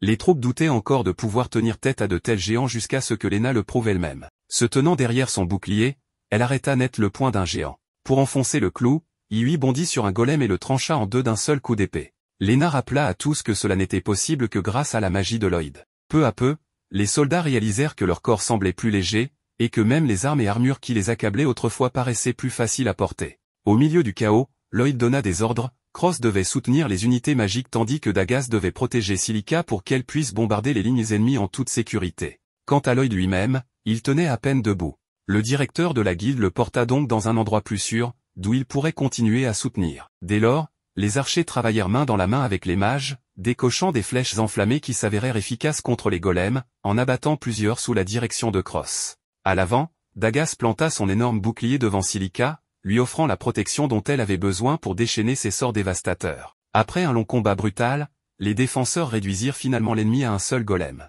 Pour mettre fin à la guerre une bonne fois pour toutes, un soldat se précipita et frappa de son épée, mais la lame se brisa à l'impact et l'homme fut écrasé d'un seul coup de poing. Cela ne pouvait signifier qu'une chose, les améliorations de Lloyd venaient de disparaître. Avec leur force s'évanouissant, la panique balaya les troupes qui commencèrent à fuir terrorisées. Le dernier golem avança jusqu'aux portes. Iui se plaça sur sa trajectoire, mais Lena la poussa de côté pour lui sauver la vie. Dagas intervint ensuite, bouclier levé pour bloquer le coup, mais le poids de l'attaque l'envoya s'écraser au sol. Dans un dernier effort, malgré son manque de puissance, Lloyd réussit à enchanter l'arme de Iui. Réalisant cela, la jeune fille appela au soutien de Dagas et de Lena. L'épée en main, la jeune épéiste attendit que le golem lance un autre coup. Et lorsque le choc fut absorbé par les boucliers, elle profita de la garde baissée de l'ennemi pour délivrer le coup final qui mit un terme à la bataille. Observant de loin le combat, le mage mystérieux murmura pour lui-même que Lloyd semblait s'épanouir bien plus sur un véritable champ de bataille qu'il ne l'avait jamais fait avec son ancien groupe d'aventuriers. Pendant ce temps, le grand général Gris fit irruption furieux dans le manoir de Michael, décidé à annoncer que leurs ennemis avaient sauvé la femme bête. Mais Michael n'était pas là, ce qui mit le démon dans une telle rage qu'il fracassa la table de son hôte en deux. Voyant ses plans s'effondrer, Gris commença à soupçonner une ingérence de Michael. Il décida donc de se retourner contre son ancien allié. Quelque temps plus tard, Lloyd se réveilla dans le lit de l'auberge, Iui assise à ses côtés, veillant sur son ami. Le mage se lamenta de ne pas avoir été assez fort pour endurer tout le combat, mais elle lui rappela qu'il était bien plus grand et bien plus précieux qu'il ne le croyait. À l'extérieur de sa chambre, des dizaines d'habitants pressaient contre la porte, espérant apercevoir le héros de la bataille. Toute cette attention perturba tellement Lloyd qu'il claqua la porte au nez de la foule. Si son estime de lui était basse, sa timidité était immense, et jamais elle ne lui permettrait d'affronter tant de monde autour de lui. Iui ouvrit la porte et lui dit de sortir la tête haute. Il sortit bien, mais par la fenêtre, la tête basse, priant pour que la chute ne le tue pas. Loin de là, le mage qui suivait les traces de Lloyd arriva à un petit cottage. Au moment où il tenta d'ouvrir la porte, une explosion l'accueillit. L'ancienne maîtresse de Lloyd avait lancé un sort desquels avait senti quelque chose de suspect à proximité. Elle exigea de savoir comment il avait survécu à l'explosion. Mais, comme tout vrai magicien, il ne révéla jamais ses secrets. À l'intérieur, il fit face à de vieilles connaissances, Lily et Thor. Lily le salua comme l'alchimiste fantôme, puisqu'il avait abandonné la préparation de potions pour se consacrer entièrement à la collecte d'informations. La maîtresse de Lloyd admit qu'elle ne l'avait pas vu depuis des années et lui demanda donc des nouvelles de son ancien apprenti. L'alchimiste expliqua que le garçon avait été chassé de l'équipe du héros, mais la rassura, il n'y avait pas lieu de s'inquiéter, Lloyd avait désormais rejoint un groupe de rang S plus encore, il avait des nouvelles très importantes concernant ce jeune mage de soutien. De retour à l'auberge, après avoir fui la foule, Lloyd fut acculé par ses coéquipiers qui exigeaient de savoir pourquoi il fuyait tout le monde. Ils expliquèrent que personne ne le poursuivait pour l'inviter à dîner, c'était simplement la manière des habitants de montrer leur gratitude puisqu'il avait sauvé la ville. Fidèle à sa nature craintive, Lloyd insista qu'il n'avait apporté qu'une petite aide à la guerre. Ses amis, cependant, lui firent comprendre clairement qu'il devait arrêter de se fixer des normes impossibles, car cela ne faisait que le tourmenter. À la place, il devait apprendre à avoir beaucoup plus confiance en qui il était. Dans le cottage, l'alchimiste fantôme confia que Lloyd n'avait aucune idée de ses véritables capacités, un angle mort qui pouvait nuire non seulement à son propre bien-être, mais aussi à ses relations avec tous ceux qui l'entouraient. Attristée, la maîtresse de Lloyd avoua qu'elle détesterait penser que son élève puisse répéter les mêmes erreurs qu'elle avait commises autrefois. Sur la place centrale d'Ishtar, Iui persuada Lloyd d'apparaître devant le peuple. Aussitôt, la foule leva ses chopes et ses poings, acclamant le sauveur de la ville. Lloyd, à son tour, insista qu'il devait remercier les guerriers qui avaient combattu si vaillamment pour la sécurité du territoire. Pourtant, ces mêmes soldats avancèrent, déclarant qu'ils n'auraient jamais pu se battre sans le soutien indéfectible du grand mage. N'ayant plus aucun argument, Lloyd fut couronné, du moins dans le cœur du peuple, comme le grand héros d'Ishtar. Peu après, Allen apprit la nouvelle. Le coéquipier qu'il avait autrefois rejeté était devenu une célébrité, salué pour avoir porté l'armée de la ville sur ses épaules durant la bataille. Comme on pouvait s'y attendre, il en fut tout sauf satisfait, d'autant plus que son propre titre de héros allait lui être retiré pour avoir refusé d'apporter son aide. Sans patience pour la situation, le chef du groupe ordonna à ses subordonnés de rassembler leurs affaires. Ils quittaient la ville sur le champ. Après tout, cet endroit considérait désormais Lloyd comme le sauveur des terres, et Allen ne pouvait supporter d'y rester un jour de plus. De retour dans le cottage de la forêt, l'alchimiste fantôme expliqua que le nouveau groupe de Lloyd était composé d'aventuriers d'élite, dont une épéiste de 17 ans, un véritable prodige. Au fil de la conversation, une coupe de boisson fut servie à chacun autour de la table. Ils burent tous une gorgée et l'alchimiste leva son verre, honoré de boire aux côtés d'un groupe aussi légendaire. Lily l'interrompit, lui demandant d'arrêter les flatteries, il savait déjà pourquoi ils étaient là. Selon Thor, ce jour-là, ils honoraient Sibylle. Sur ce, l'alchimiste révéla que la race démoniaque contrôlait des monstres pour conquérir Ishtar. Ils exploitaient la magie des orques. Et la question troublante était, pourquoi les démons agissaient maintenant, de tous les moments possibles? Cela ressemblait presque au retour du roi démon. À ces mots, la maîtresse de Lloyd s'emporta, déclarant que ce monstre avait été exterminé il y a longtemps, qu'il n'y avait aucune chance de son retour. Autrement, tout ce que Sibylle avait accompli n'aurait servi à rien. Thor l'apaisa, rappelant que la possibilité était mince et que l'anxiété n'y changerait rien. Pour protéger l'avenir créé par Sibylle, ils devaient donner tout ce qu'ils avaient maintenant. Dans la ville, les aventuriers de rang S furent convoqués par le jeune seigneur d'Ishtar. En entrant dans son manoir, ils furent surpris de trouver Claire les attendant à l'intérieur. C'est seulement alors qu'ils apprirent que la femme bête avait été accueillie comme invitée d'honneur par le seigneur de ces terres. Enfin, le jeune homme se présenta correctement, Lord Abel Lucas. Cross avoua qu'au départ, il pensait que ce garçon était soit le jardinier, soit le majordome de la maison. Même le reste de l'équipe avait du mal à croire que ce jeune était réellement celui qui dirigeait tout, surtout qu'ils avaient entendu dire que le seigneur occupait ce poste depuis plus de 10 ans. Naturellement, tout le monde supposait qu'il serait au moins un peu plus âgé. Intrigué, Abel Lucas demanda s'il ne paraissait pas plus vieux, et Silica répondit qu'il ne semblait même pas plus âgé qu'eux. Selon le seigneur, maintenir les apparences demandait des efforts. Il lui murmura que cela semblait être bien plus que de simples efforts. Quand Lloyd se rappela que sa maîtresse paraissait elle aussi inhabituellement jeune, lui et Iwi commencèrent à soupçonner une sorte de magie de rajeunissement. Abel rit et promit de partager quelques astuces pour préserver la jeunesse, mais seulement après avoir discuté de ce qui importait vraiment.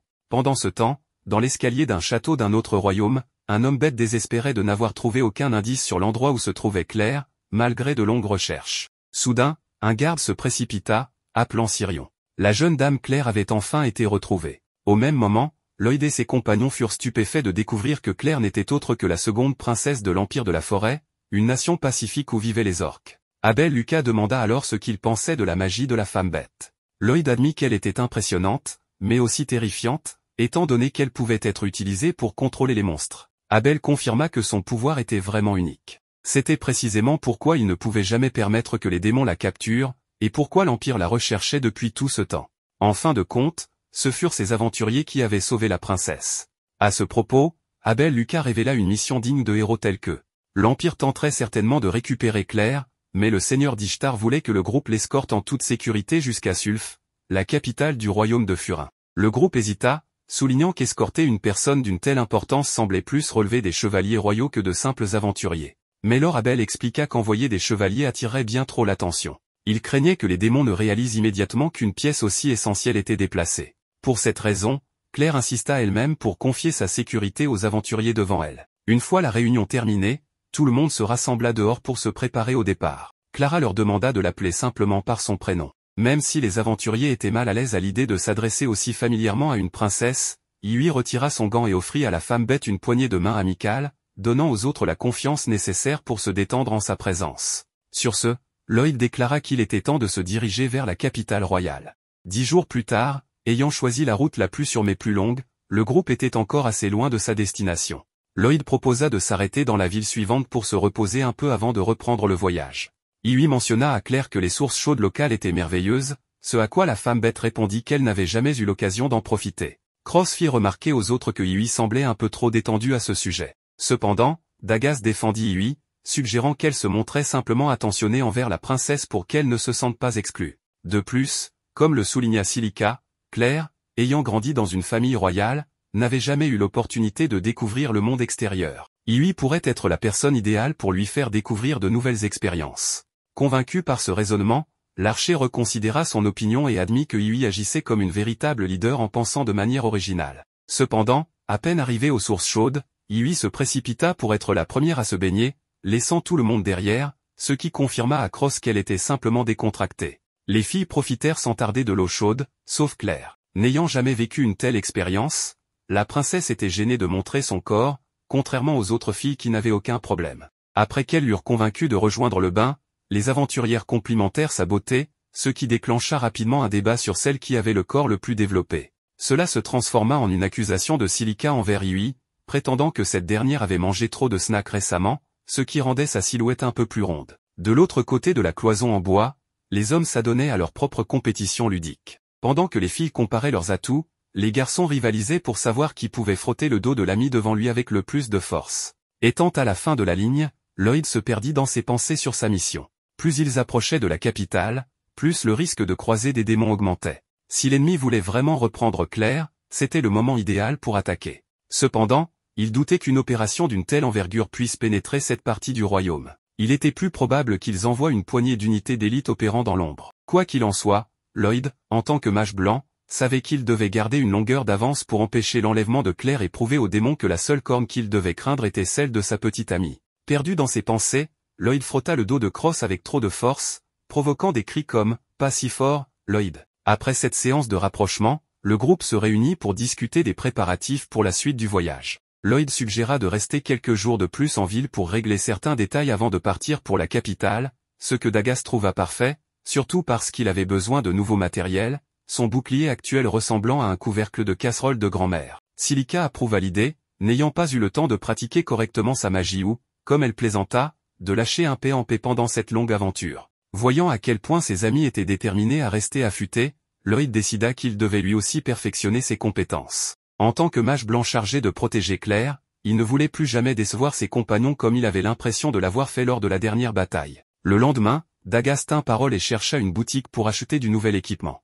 Par hasard, il croisa Iui et Claire en promenade en bateau sur les magnifiques canaux de la ville. Quand Iui lui demanda où il en était dans sa quête d'armes, Dagas soupira, n'ayant rien trouvé d'intéressant. Claire lui suggéra alors une petite boutique d'apparence miteuse qu'elle avait remarquée. Cela ne payait pas de mine, mais on ne savait jamais. Sans rien à perdre, Dagas tenta sa chance et fut stupéfait par la qualité des articles à l'intérieur. Soudain, un vieil homme apparut, le réprimandant comme s'il était un voyou cherchant des ennuis. Après avoir rassuré le vieillard qu'il voulait seulement regarder, Dagas examina les équipements exposés. Bien qu'impressionné, il ne comprenait pas pourquoi la boutique ne prospérait pas avec des articles si exceptionnels. La réponse arriva vite. Un groupe bruyant d'aventuriers fit irruption avec arrogance. Leur chef trouva amusant qu'il y ait un autre client et se moqua de Dagas, supposant qu'il devait être un aventurier de bas niveau s'il envisageait d'acheter des armes aussi pathétiques. Furieux, le commerçant sortit en trombe pour chasser les intrus, mais le chef tint bon et ricana, demandant comment allaient les affaires. Le vieil homme répondit amèrement que cet homme était la principale raison du déclin de sa boutique. Curieux, Dagas demanda s'ils étaient des accapareurs de terrain, mais ils nièrent avec fierté. Les autres présenta leur chef comme galant, l'aventurier de rang le plus fort, le plus beau et le plus musclé de la région. Peu impressionné, Dagas supposa simplement que le type devait être célèbre. Galant confirma avec arrogance, ajoutant que Dagas, lui, ressemblait à un rat des bas-fonds.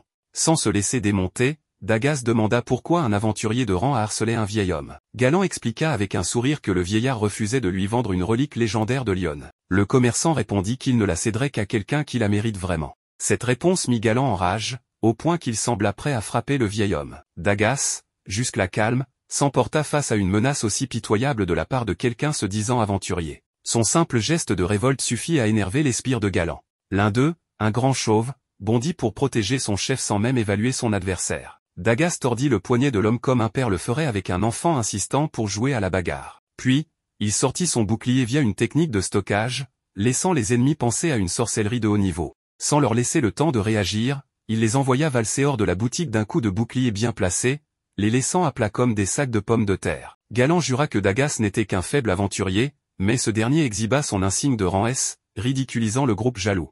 Le commerçant demanda pourquoi Dagas avait caché son rang, et ce dernier haussa les épaules, disant que se vanter de son rang était pour les faibles. Impressionné par la force et l'honneur de Dagas, le vieil homme décida de lui offrir une opportunité unique. Pendant ce temps, un autre aventurier travaillait ses propres compétences durant leur séjour en ville. Outre perfectionner ses sorts de soutien de base, le mage blanc voulait apprendre de nouvelles magies offensives, comme Silica, pour contribuer en première ligne. Cependant, comparé à la magie de feu de Silica, qui était une explosion de carburant, la sienne ressemblait à un briquet de station-service bon marché.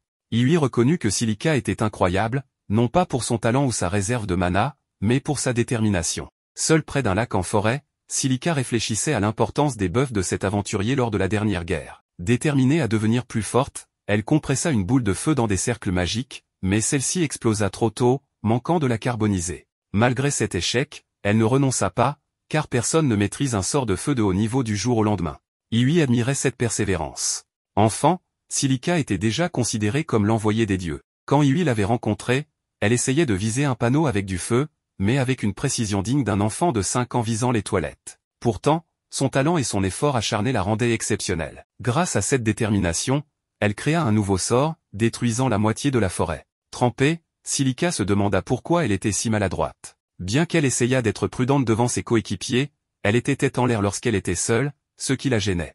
Alors qu'elle s'apprêtait à partir, un bruit dans les bois la fit sursauter. Craignant un monstre, elle se prépara, mais ce n'était que Dagas. Le commerçant lui avait promis un bouclier forgé par un forgeron exceptionnel nommé Lyon, appelé Aegis, fabriqué avec les matériaux les plus résistants au monde, capable de repousser n'importe quelle attaque. Ce bouclier légendaire, presque indestructible, était si lourd que peu pouvaient le manier, mais le vieil homme croyait que Dagas en était digne. Cependant, il avait une condition, des explosions près du lac en forêt inquiétaient les habitants, qui soupçonnaient un monstre ou des expériences démoniaques. Si Dagas résolvait ce mystère, le bouclier serait à lui. Silica s'offusqua d'être prise pour un démon, mais Dagas trouva la comparaison logique, vu qu'elle avait détruit un lac et sa faune. De retour à la boutique avec Silica, Dagas expliqua l'incident. Heureusement, Silica avait restauré l'eau du lac avec sa magie, bien que la ville dût se passer de poissons pendant quelques mois. Dagas s'excusa pour l'erreur de sa partenaire, mais le vieil homme insista qu'il n'avait rien à se reprocher. Au contraire, il lui remit le bouclier à Aegis, estimant que son honnêteté et sa force le rendaient digne. Dagas s'empressa de montrer son nouveau jouet à ses amis, qui furent ravis. Il lui était fier que Silica ait maîtrisé un sort aussi important et demanda une démonstration, malgré le risque d'être pulvérisé. Voyant les progrès de ses amis, Lloyd jura de ne pas se laisser distancer. Cross se plaignit de la pression, mais il lui encouragea ses compagnons à ne pas avoir peur, soulignant que la patience était la vertu des persévérants. Avec prudence et détermination, leur avenir serait radieux et inévitable. Ces mots laissèrent tout le monde sans voix, jusqu'à ce qu'elle rappelle une leçon essentielle, un sac vide ne tient pas debout. Sur ce, elle invita Claire à découvrir un restaurant prometteur. Cross, peu impressionné, murmura que leur soi-disant leader était juste paresseuse. Quelques jours plus tard, l'archer ressent une pression encore plus forte pour s'améliorer, surtout que Dagas et Silica progressent énormément, et il ne peut tout simplement pas se permettre de rester à la traîne. Bien sûr, il a amélioré son équipement, mais il ne trouve pas d'endroit convenable pour s'entraîner en ville. Soudain, un garçon pressé, distrait, trébuche et heurte Cross. Ce dernier, un aventurier de rang S, montre de l'inquiétude, aide le garçon à se relever et remarque son insigne d'aventurier. Une fois que le garçon confirme que Cross est aussi un aventurier, il le choque en l'invitant à former une équipe ensemble. Peu importe la réponse, le garçon entraîne Cross vers la guilde, qui, à la surprise de Cross, est bien plus petite que celle d'Ishtar, mais tout aussi animée. Le garçon, visiblement nerveux, s'excuse de l'avoir dérangé, mais Cross pense qu'il n'aurait pas pu refuser après l'air de chiot abandonné du garçon. Il apprend bientôt que le garçon s'appelle Lynn et lui demande s'il ne devrait pas déjà être dans une équipe, car s'aventurer seul n'est pas recommandé. Lynn baisse la tête à cette question, tandis que d'autres aventuriers se moquent de lui pour s'être associé au soi-disant éternel rang E. Il suppose que Cross est un novice ignorant et que rester avec ce garçon ne lui apportera que des ennuis. En écoutant, Cross commence à comprendre la réputation de Lynn dans cette guilde. De son côté, Lynn admet qu'il est un échec et un fardeau pour quiconque fait équipe avec lui. Mais l'archer expérimenté le rassure, disant que leurs rangs sont assez similaires. Ce petit mensonge redonne juste assez de courage à Lynn pour qu'il ne se sente pas complètement insignifiant. Ensemble, ils partent accomplir une quête. Pendant ce temps, une petite fille aux cheveux roses sème aussi le trouble en ville. Avec un guide touristique en main, Yui cherche désespérément une célèbre confiserie qui a attiré son attention, l'une des nombreuses destinations qu'elle prévoit de visiter pendant son séjour. Mais après avoir salivé à l'idée de sucrerie, elle touche son ventre et remarque un peu de rondeur qu'elle n'avait pas vue auparavant. Elle se promet de brûler ses kilos en trop au combat, en s'entraînant un peu plus fort pour faire disparaître ce petit bourrelet. Soudain, elle aperçoit une femme riche sur la place accusant un pauvre garçon sans défense d'avoir sali sa robe. L'enfant peut à peine parler, terrifié. Mais la femme s'en moque et ordonne à son serviteur de faire payer le garçon de sa vie. Certains spectateurs pensent que quelqu'un devrait intervenir, mais tout le monde sait qu'elle vient du clan Wendy, une famille noble que personne de sensé ne voudrait contrarier. Iwi, cependant, s'en fiche. Elle s'interpose pour empêcher l'homme de frapper le garçon. Furieuse, la noble exige de savoir comment cette fille ose se mettre en travers de son chemin lançant le classique « Savez-vous à qui vous parlez ?» Avec un sourire narquois, Iwi admet qu'elle ne sait pas exactement, mais elle est presque sûre que c'est une femme bien trop vieille pour s'en prendre à des enfants dans la rue. Cela met la noble hors d'elle, et elle ordonne à ses gardes d'apprendre une leçon à cette gamine aux cheveux roses. Iwi, cependant, dit au garçon de s'enfuir, puis bloque les 3 coups d'épée entrant avec une seule parade. De retour avec le duo d'archers, il localise enfin le nid de Slim Rouge qu'il devait éliminer. Sans perdre de temps, Cross sort son arc de son espace de stockage et encoche une flèche, mais doit expliquer à Lynn ce qu'il vient de faire, lui rappelant que dans ce monde, les aventuriers ne font pas apparaître leurs armes de nulle part. Écartant rapidement le sujet, il tire une première flèche dans le noyau d'un Slim, puis abat un second immédiatement après. Il presse Lynn de ne pas rester planté là et de participer. Lynn sort son arc, tire, mais la force est faible et sa visée encore pire, un désastre total. Presque en larmes, le garçon s'excuse abondamment. Cross réalise que ce partenariat ne sera pas facile. En ville, Iwi reste calme, pleinement confiante qu'elle maîtrise la situation. Elle provoque même ses adversaires, soulignant que tout le monde sait déjà qui va gagner, alors il ferait mieux d'abandonner. Cependant, la noble ne compte pas partir. Sa fureur grandit à chaque seconde où ses hommes échouent à toucher la petite fille. Ce qu'elle ignore, c'est que certains spectateurs ont déjà reconnu Iwi comme l'aventurière qui a atteint le rang S si jeune. Malgré cela, Wendy a un atout dans sa manche, d'un signal discret à quelqu'un dans la foule, un mage caché s'avance, lève son bâton et invoque un cercle magique sous les pieds de Iwi. Des chaînes surgissent, liant son corps étroitement. Selon la noble, ces chaînes drainent progressivement l'endurance et la mana de leur victime. Effectivement, même en tant que rang S, Iwi ne peut se libérer. Wendy observe avec un sourire, s'attendant à voir la fille s'effondrer. Mais alors que les gardes s'approchent à nouveau, une autre femme apparaît, encapuchonnée. Elle ne prétend pas avoir le droit de décider qui doit ou ne doit pas se battre, mais souligne que 4 contre 1 est purement lâche. Wendy lui ordonne de s'écarter, insistant que c'est le meilleur moment, quand ses ennemis réalisent à quel point il est insensé de la défier. À cet instant, la femme encapuchonnée se déplace à une vitesse fulgurante. En une seconde, elle neutralise les 3 gardes, désactive le mage et brise les chaînes de Iwi. En tant qu'aventurière aguerrie, Iwi parvient à suivre un peu les mouvements de la femme, mais elle peine à croire ce qu'elle vient de voir. De même, Wendy n'en revient pas que son escorte ait été vaincue si facilement. La femme encapuchonnée s'avance alors pour la gifler, faisant s'effondrer la noble à genoux sur le sol sale de la place. Une fois l'affaire réglée, Iwi remercie l'étrangère pour son aide. Cette dernière, avec humilité, admet qu'elle n'est intervenue que parce qu'elle cherchait quelque chose. Iwi ne peut s'empêcher de demander comment devenir aussi forte qu'elle. La femme encapuchonnée lui conseille de ne pas se précipiter, soulignant qu'elle est encore jeune et déjà assez forte. Iwi confesse qu'il y a dans son équipe un mage blanc incroyable nommé Lloyd, dont elle se sent trop dépendante, ce qui la pousse à vouloir devenir plus forte. En entendant ce nom, la femme retire sa capuche et invite Iwi à s'entraîner avec elle. Pendant ce temps, Lloyd épuise son cerveau à essayer de perfectionner tous les sorts qu'il a promis d'améliorer pendant son séjour en ville. Ses compagnons, inquiets, viennent vérifier son état, mais il les rassure, affirmant qu'il va bien. Pour eux, il est évident qu'il se surmène. Même si c'est vrai, Lloyd regrette que les résultats ne soient pas à la hauteur de ses attentes. Voyant cela, Dagas suggère qu'ils prennent une pause et sortent pour se changer les idées, étant enfermés depuis des jours. Lloyd rejette l'idée, disant qu'il n'a pas le temps, jusqu'à ce que Claire elle-même lui propose une promenade. Cette fois, il accepte. En parlant d'invitation, la femme encapuchonnée souligne que Iwi ne devrait pas accepter si vite une invitation d'une parfaite inconnue. Dans la forêt, Iwi balaie l'inquiétude, disant qu'elle fait confiance à son instinct pour juger les gens.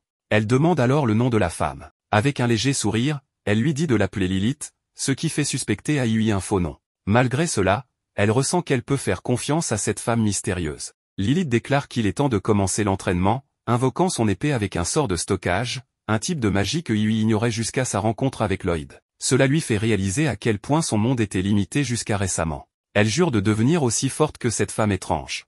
Ailleurs, Claire et Lloyd partagent une pâtisserie d'une boutique recommandée par Iwi. Lloyd la remercie pour sa compagnie, mais Claire insiste qu'elle ne fait que le remercier pour tout ce qu'il a fait pour elle ces derniers jours. Elle évoque ses recherches magiques, disant que cela doit être épuisant. Lloyd admet que trouver des réponses dans ce domaine est toujours difficile. Claire confesse alors qu'elle souhaiterait pouvoir aider. Lloyd lui demande si la magie de la femme bête, la chanson qui connecte les émotions aux monstres, est un sort ancestral. La question la rend pensive. À la guilde, les archers les plus déterminés s'entraînent. Cross donne des conseils à Lynn, soulignant sa tension excessive et sa difficulté à tirer pleinement l'arc. Selon le vétéran, un aventurier de rang E doit étudier sa cible et anticiper ses mouvements. Après ses conseils, Lynn parvient à érafler un slim pour la première fois, un progrès. Sa nouvelle mission est de viser le noyau du monstre. Avant qu'il ne tire à nouveau, Cross lui dit de lever le menton, de rester calme et de stabiliser son corps. Lynn suit chaque instruction, touche le noyau du slim, et sa joie est évidente. Cross pensait que le garçon était maladroit, mais il s'avère qu'il apprend vite. Pendant ce temps, Lilith demande à Iwi de couper un arbre devant elle sans bouger de sa place. Iwi fronce les sourcils, se demandant si c'est une énigme, mais Lilith tranche l'air avec son épée, envoyant une frappe magique qui coupe l'arbre en deux. Elle explique avoir canalisé la magie à travers sa lame. Si Iwi apprend cela, elle réalisera qu'elle peut gérer des attaques à longue portée, ce qui l'excite. Claire révèle à Lloyd qu'elle est bien l'héritière d'une magie ancestrale, comme il le soupçonnait. Ces sorts anciens sont des techniques secrètes consignées dans de vieux textes, et selon lui, son pouvoir de commander les monstres est extraordinaire. Il se demande s'il pourrait lui-même utiliser une telle magie pour avancer ses recherches. Claire craint que ce ne soit impossible, la magie ancestrale est un don accordé au hasard une fois par siècle à une personne née avec cette capacité. Toute autre personne essayant de l'utiliser subirait une punition divine. Elle raconte qu'une personne non héritière a tenté de le faire et est morte sur le coup. Comprenant l'inquiétude de Claire, Lloyd promet de ne plus aborder le sujet. Sur le terrain d'entraînement, l'adresse de Lynn s'améliore considérablement. Avec Cross, il parvient à éliminer tous les slims et à compléter la mission. Cross plaisante en disant que Lynn doit maintenant apprendre à tirer des flèches en succession rapide. Lynn reste bouche bée jusqu'à ce que Cross rie et dise qu'il plaisantait, que cela n'existe pas. Cependant, ils sont surpris par l'apparition d'un Luna Magra, un monstre de niveau supérieur gardant les noyaux de slim nécessaires pour prouver la mission accomplie. Cross tire une flèche dans l'œil du monstre, mais même cette partie sensible semble dure comme la pierre. Il souligne qu'il faudra une série d'attaques puissantes pour l'abattre. Lynn évoque le tir combiné que Cross a mentionné, mais ce dernier répète qu'il plaisantait. Cependant, Lynn a une idée que Cross trouve prometteuse. Il commence à invoquer ses flèches directement depuis son espace de stockage, tirant en rafale pour faire éclater l'œil de l'araignée, fendant son crâne et perçant son cerveau. La mission est un succès total. Lynn et Cross reviennent à la guilde avec les noyaux de slim et la carcasse du Luna Magra. Les aventuriers autour d'eux, stupéfaits, finissent par acclamer leurs camarades. Cross espère que les autres respecteront désormais Lynn. Ce dernier, gêné, demande s'il peut prendre le crédit, car Cross a fait l'essentiel. Cross est simplement reconnaissant d'avoir appris quelque chose de nouveau grâce au garçon, et se moque du crédit. Lynn s'excuse encore pour les ennuis causés, et Cross lui dit d'arrêter de s'excuser pour tout. Lynn, reconnaissant, demande si Cross est bien plus fort qu'il ne le prétend, ce qui est évident après cette mission. Cross s'excuse d'avoir trompé le garçon et révèle son insigne de rang S, ce qui panique Lynn, qui implore le pardon pour avoir fait perdre du temps à quelqu'un d'aussi important. Pendant ce temps, Iwi s'entraîne sans relâche, mais échoue constamment. La frustration monte, surtout quand Lilith dit que cela devrait être facile une fois habitué. Trop tendu, Iwi se concentre sur les étapes de la technique, synchroniser la magie avec son style d'épée et éviter qu'elle ne devienne incontrôlable. C'est incroyablement difficile, et Iwi lève les yeux au ciel face à l'arrogance de Lilith. Cependant, elle n'abandonne pas, ajuste sa posture et réessaie. Impressionnée par sa détermination, Lilith lui demande pourquoi elle veut tant devenir plus forte. Iwi confesse qu'en devenant rang S, elle pensait être au-dessus des autres, mais sa rencontre avec Lloyd lui a montré qu'il y a toujours plus fort. Elle veut pouvoir se tenir fièrement aux côtés du mage blanc. Soudain, un félin massif tapis dans l'ombre bondit sur Lilith. En panique, Iwi utilise la magie qu'elle peinait à maîtriser, tranchant la bête en deux. Lilith la félicite simplement pour avoir réussi. Iwi pense que Lilith savait qu'elle ne risquait rien grâce à sa puissance, mais Lilith insiste que c'est Iwi qui l'a sauvée. Ces mots font sourire Iwi, qui s'effondre d'épuisement. Lilith la rattrape, heureuse que Lloyd ait des compagnons fiables. Cette nuit-là, le reste de l'équipe s'inquiète de l'absence prolongée de Iwi jusqu'à ce qu'ils entendent un bruit à la porte. En l'ouvrant, ils la trouvent endormie sur le seuil comme une enfant, tandis que Lilith, capuche relevée, est déjà partie. Le lendemain matin, l'équipe se prépare enfin à partir pour son objectif principal après des jours d'attente. Lloyd se lamente d'être le seul à ne pas avoir progressé, bien qu'il ait optimisé ses sorts, appris de nouvelles magies de combat en groupe et créé une nouvelle compétence de pistage. Les autres échangent des regards, marmonnant que cet idiot pense toujours que ses efforts ne suffisent pas, tandis que le mage blanc se lamente sur son prétendu manque de progrès. Pendant ce temps, Lilith retourne voir le maître de Lloyd, se plaignant d'avoir dû utiliser un faux nom pour veiller sur son disciple. Merlin, furieux, déclare qu'elle est la seule à s'amuser avec tout cela et décide d'aller voir le garçon elle-même. Dans le monde des démons, après que son plan de conquérir cette ville a échoué, le général démon a été obligé de rapporter son échec au seigneur démon. Le seigneur démon est incroyablement déçu du général, car l'armée de monstres était censée être la pierre angulaire de leur invasion du monde des humains. Il regrette d'avoir placé autant de confiance en lui, mais il est trop tard pour trouver un autre plan. Ainsi, le seigneur démon ordonne au général de retrouver Claire et de reprendre le plan d'invasion. Sinon, il sera déchu de son poste. Le général n'a pas d'autre choix que d'obéir. Mais comment est-il censé retrouver Claire alors qu'il n'a aucune idée d'où elle se trouve? À ce moment-là, le comte apparaît devant le général, furieux parce que le comte l'a abandonné dès que le plan a échoué. Cependant, avant qu'il ne puisse l'étrangler à mort, le comte lui dit d'attendre car il a des informations précieuses à donner. Il lui révèle que Claire est actuellement en route vers la capitale royale, escortée par un groupe d'aventuriers de rang et s'il propose même d'aider le général à la capturer, car il veut se racheter de l'avoir abandonnée, et comme le général n'a pas beaucoup d'options, il accepte son offre. Pendant ce temps, Lloyd et les autres sont toujours sur la route, mais les tensions semblent fortes car tout le monde passe en mode attaque complet lorsqu'un lapin bondit d'un buisson. Lloyd effectue un rapide balayage et dit à tout le monde qu'ils peuvent se détendre car il n'y a pas de démons dans la zone. Ils sont tous soulagés, mais ce petit sursaut les met sur les nerfs, alors ils décident de faire une pause pour se calmer. Alors qu'ils sont tous assis sous les arbres, Iui remarque que Lloyd sourit beaucoup, alors elle lui demande pourquoi. Lloyd dit que ça le rend simplement heureux de voir que tout le monde s'est autant amélioré. Iui comprend déjà où ça mène, alors elle lui demande ce qu'il en est de ses propres progrès. Et sans surprise, Lloyd dit qu'il a fait de son mieux jusqu'à présent, mais qu'il doit travailler encore plus dur pour ne pas devenir un fardeau pour les autres. C'est la 7e fois qu'ils doivent lui parler de ça, mais il ne semble toujours pas comprendre. Alors Iui lui dit de repenser à la célébration qui avait été organisée pour lui en ville. Lloyd dit qu'il comprend qu'il n'est pas incompétent maintenant, mais il pense toujours qu'il pourrait faire mieux pour être au niveau de l'équipe. Cependant, les autres lui disent que la seule raison pour laquelle ils se sont entraînés aussi dur récemment, c'est parce qu'ils essaient de le rattraper, lui. Lloyd essaie de leur dire que ses compétences ne sont rien de spécial comparées à celles de son maître. Et bien que les autres ne sachent pas exactement qui est le maître de Lloyd, Claire, quant à elle, peut affirmer avec certitude que d'après ce qu'elle a vu, Lloyd est la personne la plus puissante de l'équipe. Iui lui dit qu'il doit commencer à reconnaître ce dont il est capable, car s'il continue à se sous-estimer, il ne pourra jamais libérer toute sa puissance en combat. Lloyd suivait à peine la conversation, mais il comprend ce que les autres essaient de lui dire. Il promet donc d'avoir plus confiance en lui à partir de maintenant. Pendant ce temps, celle qui a donné à Lloyd tous ses problèmes de confiance se trouve actuellement dans la capitale royale à la recherche d'un vieil ami. Sa recherche la mène au château royal, et elle essaie d'y entrer, mais les gardes l'arrêtent à la porte, car seules les personnes autorisées sont admises. Merlin aurait facilement pu devenir invisible ou voler au-dessus du mur ou quelque chose du genre, mais elle utilise plutôt la magie pour plonger les gardes dans une illusion. Elle entre alors dans le château et finit par tomber sur une bibliothèque qui semble intéressante, mais tout cela n'est qu'une illusion élaborée. Elle s'approche de l'un des murs du fond et, d'un geste du doigt, dissipe la magie d'illusion qui le recouvrait, révélant une porte cachée. Elle allait frapper, mais avant qu'elle ne puisse le faire, Rioen sortit pour l'accueillir. Elle reconnut Merlin à son mana au parfum agréable, et c'était un plaisir de la revoir. Elles s'assirent donc pour prendre le thé. Tout d'abord, Rioen informe Merlin que le fils de l'ancien seigneur démon est maintenant à la tête de la démonocratie, mais qu'ils sont restés discrets ces dernières années.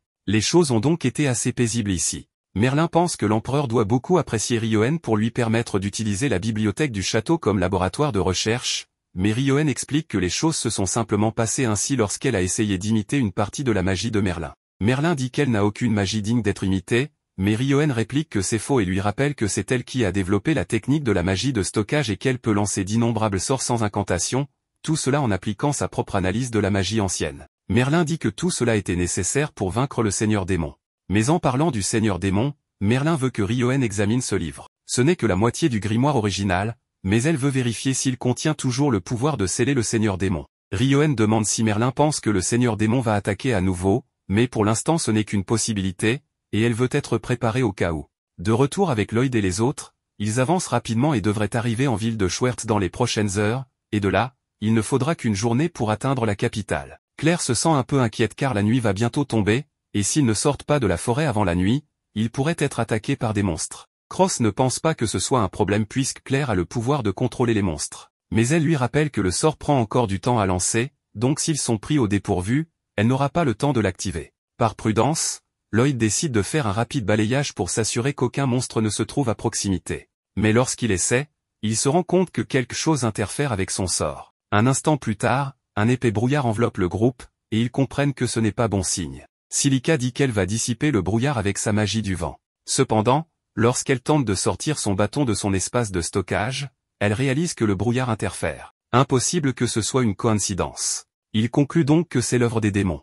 Mais le groupe ne peut pas combattre dans ces conditions. Leur meilleure chance est de courir directement vers Schwertz pour trouver un abri. Pendant ce temps, dans la capitale royale, Rioen vient de terminer l'analyse du grimoire, et elle dit à Merlin qu'il reste encore du mana, mais qu'il s'agit seulement des résidus de la magie de Sibylle. Merlin est heureuse de l'entendre, car cela signifie qu'il leur reste une chance, et c'est suffisant pour elle. Elle parle alors de Lloyd à Rioen, en disant qu'il a le potentiel de devenir un élu, tout comme elle et Sibylle l'étaient autrefois. La raison pour laquelle Merlin en est si sûr est l'incident qui s'est produit quand il était enfant. Il a accidentellement ramassé le grimoire, et dès qu'il l'a touché, il a réagi à lui, ce qui signifie qu'il était compatible avec sa magie. Une fois que Merlin a découvert que Lloyd était un élu, elle a décidé de l'élever pour qu'il devienne plus fort qu'elle ou que Sibylle ne l'avait jamais été. Pour ce faire, elle lui donnait constamment des tâches au-delà de ses capacités. C'était une stratégie efficace pour le forcer à grandir. Mais Merlin se rend compte maintenant qu'un entraînement constant et des rabaissements incessants ne sont pas une bonne façon d'élever un enfant. Finalement,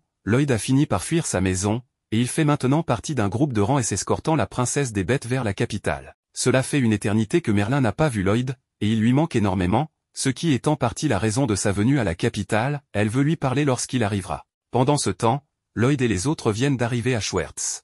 Mais pour une raison étrange, la ville semble vide. Le brouillard y est un peu plus léger, alors Lloyd renforce le mana de Silica pour qu'elle puisse invoquer son bâton. Une fois qu'elle l'a, elle utilise sa magie du vent pour disperser le reste du brouillard. Cependant, lorsqu'il se dissipe, le groupe aperçoit un tas de démons rassemblés au centre de la ville. Claire reconnaît immédiatement Grist comme celui qui l'avait enlevé. Il est clair qu'il est là pour essayer de la capturer à nouveau. Alors Lloyd dit à tout le monde de se préparer au combat. Il confie à Dagas la protection de Claire, demande à Cross de tirer depuis la tour, tandis que les autres affrontent les troupes de Grist. Iui commence par utiliser sa lame de mana pour éliminer plusieurs démons, et Silica aimerait utiliser son explosion de flamme pour anéantir le reste, mais elle risquerait de blesser ses alliés, donc elle se limite à de simples boules de feu. Heureusement, Cross compense le manque de puissance de feu en abattant quelques démons, mais lorsqu'il tente de tirer sur Grist, ses flèches ricochent sur lui. Iui intervient et essaie de l'abattre avec sa lame, mais Grist ne bronche pas et fonce directement sur Claire. Dagas bloque son attaque et Iui tente de profiter de l'ouverture pour l'attaquer dans le dos. Mais lorsque sa lame s'abat, elle ne touche rien.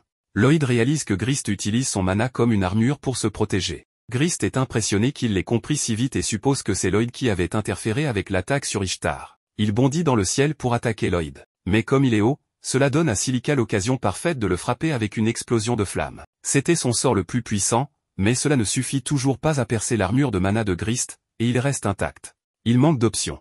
Les démons restants commencent à les encercler, mais soudainement, de la magie de glace jaillit du sol et gèle tous les démons. Celui qui en est responsable est le héros de glace, ce lion, qui dit qu'il est là pour s'assurer que Claire est en sécurité. Pendant ce temps, sur une falaise voisine, le comte commence à craindre que son plan échoue à nouveau. Il se prépare à créer plus de brouillard anti-magie, mais avant qu'il ne puisse le faire, ou il l'interrompt. Le comte est surpris que quelqu'un ait réussi à le trouver jusqu'ici et lui demande ce qu'il veut. Ou il répond que son brouillard est vraiment gênant, donc il est venu le stopper à la source. De retour dans la ville, ce lion saute pour rejoindre les autres et leur dit qu'ils sont ridiculement faibles pour des aventuriers de rang S, mais il leur reconnaît le mérite d'avoir protégé Claire jusqu'ici. Claire court vers lui avec enthousiasme, et quand Lloyd demande qui il est, elle explique que c'est son ami d'enfance, ce lion, le héros de glace. Les autres sont surpris d'apprendre que ce lion est un héros, et Lloyd demande si cela signifie qu'il est l'émissaire envoyé pour ramener Claire, mais ce n'est pas le cas. En fait, ce lion n'est techniquement pas censé être là, mais il ne supportait pas l'idée de laisser la sécurité de Claire entre les mains d'aventuriers minables. Claire lui dit que ce n'est pas gentil de parler ainsi à ceux qui ont sauvé sa vie, et comme il a clairement un faible pour elle, il se calme. À ce moment, Grist parvient à se libérer de la glace de ce lion. Celui-ci dit alors à tout le monde de reculer, car il va s'occuper de lui seul. Il envoie une nouvelle attaque de glace contre Grist, mais cela ne fait presque rien. Ce lion doit donc se battre sérieusement s'il veut le vaincre. Grist est impressionné par ses capacités car non seulement il lance des sorts sans incantation, mais il utilise aussi son propre corps comme catalyseur sans se geler. Ce lion explique que son corps a une affinité naturelle avec toute magie de glace depuis sa naissance. Mais il dit qu'il n'y a aucun intérêt à en expliquer les détails à Grist, car il va mourir bientôt. Il invoque ensuite une immense masse de glace qui s'écrase sur lui, ce qui fait assez peur à Grist pour le forcer à esquiver. C'est donc confirmé, il peut être blessé. Ce lion lance alors une pluie dévastatrice de projectiles de glace, forçant Grist à esquiver dans tous les sens. Mais Lloyd remarque que quelque chose se passe avec son poing et comprend rapidement qu'il prépare un coup de poing concentré en mana. Il sait à quel point cette technique peut être destructrice, donc il avertit tout le monde de se mettre à l'abri. Mais il est déjà trop tard pour ce lion. Grist s'est déjà rapproché et la seule chose qu'il peut faire est de répondre avec un poing infusé de glace. L'explosion qui en résulte est si dévastatrice que Will peut la ressentir jusque sur la falaise. Il n'avait aucune idée que Grist possédait une telle technique, ce qui l'a vraiment pris par surprise. Et pendant qu'il était distrait, le comte a réussi à s'échapper. Dans la ville, Lloyd vérifie que tout le monde va bien. Il peut encore sentir la présence de ses camarades, mais il n'a aucune idée de ce qui est arrivé à Claire et ce lion. Il commence à les chercher, mais à son horreur, il aperçoit Grist avec Claire dans ses bras, déjà monté dans un dirigeable pour s'enfuir avec elle.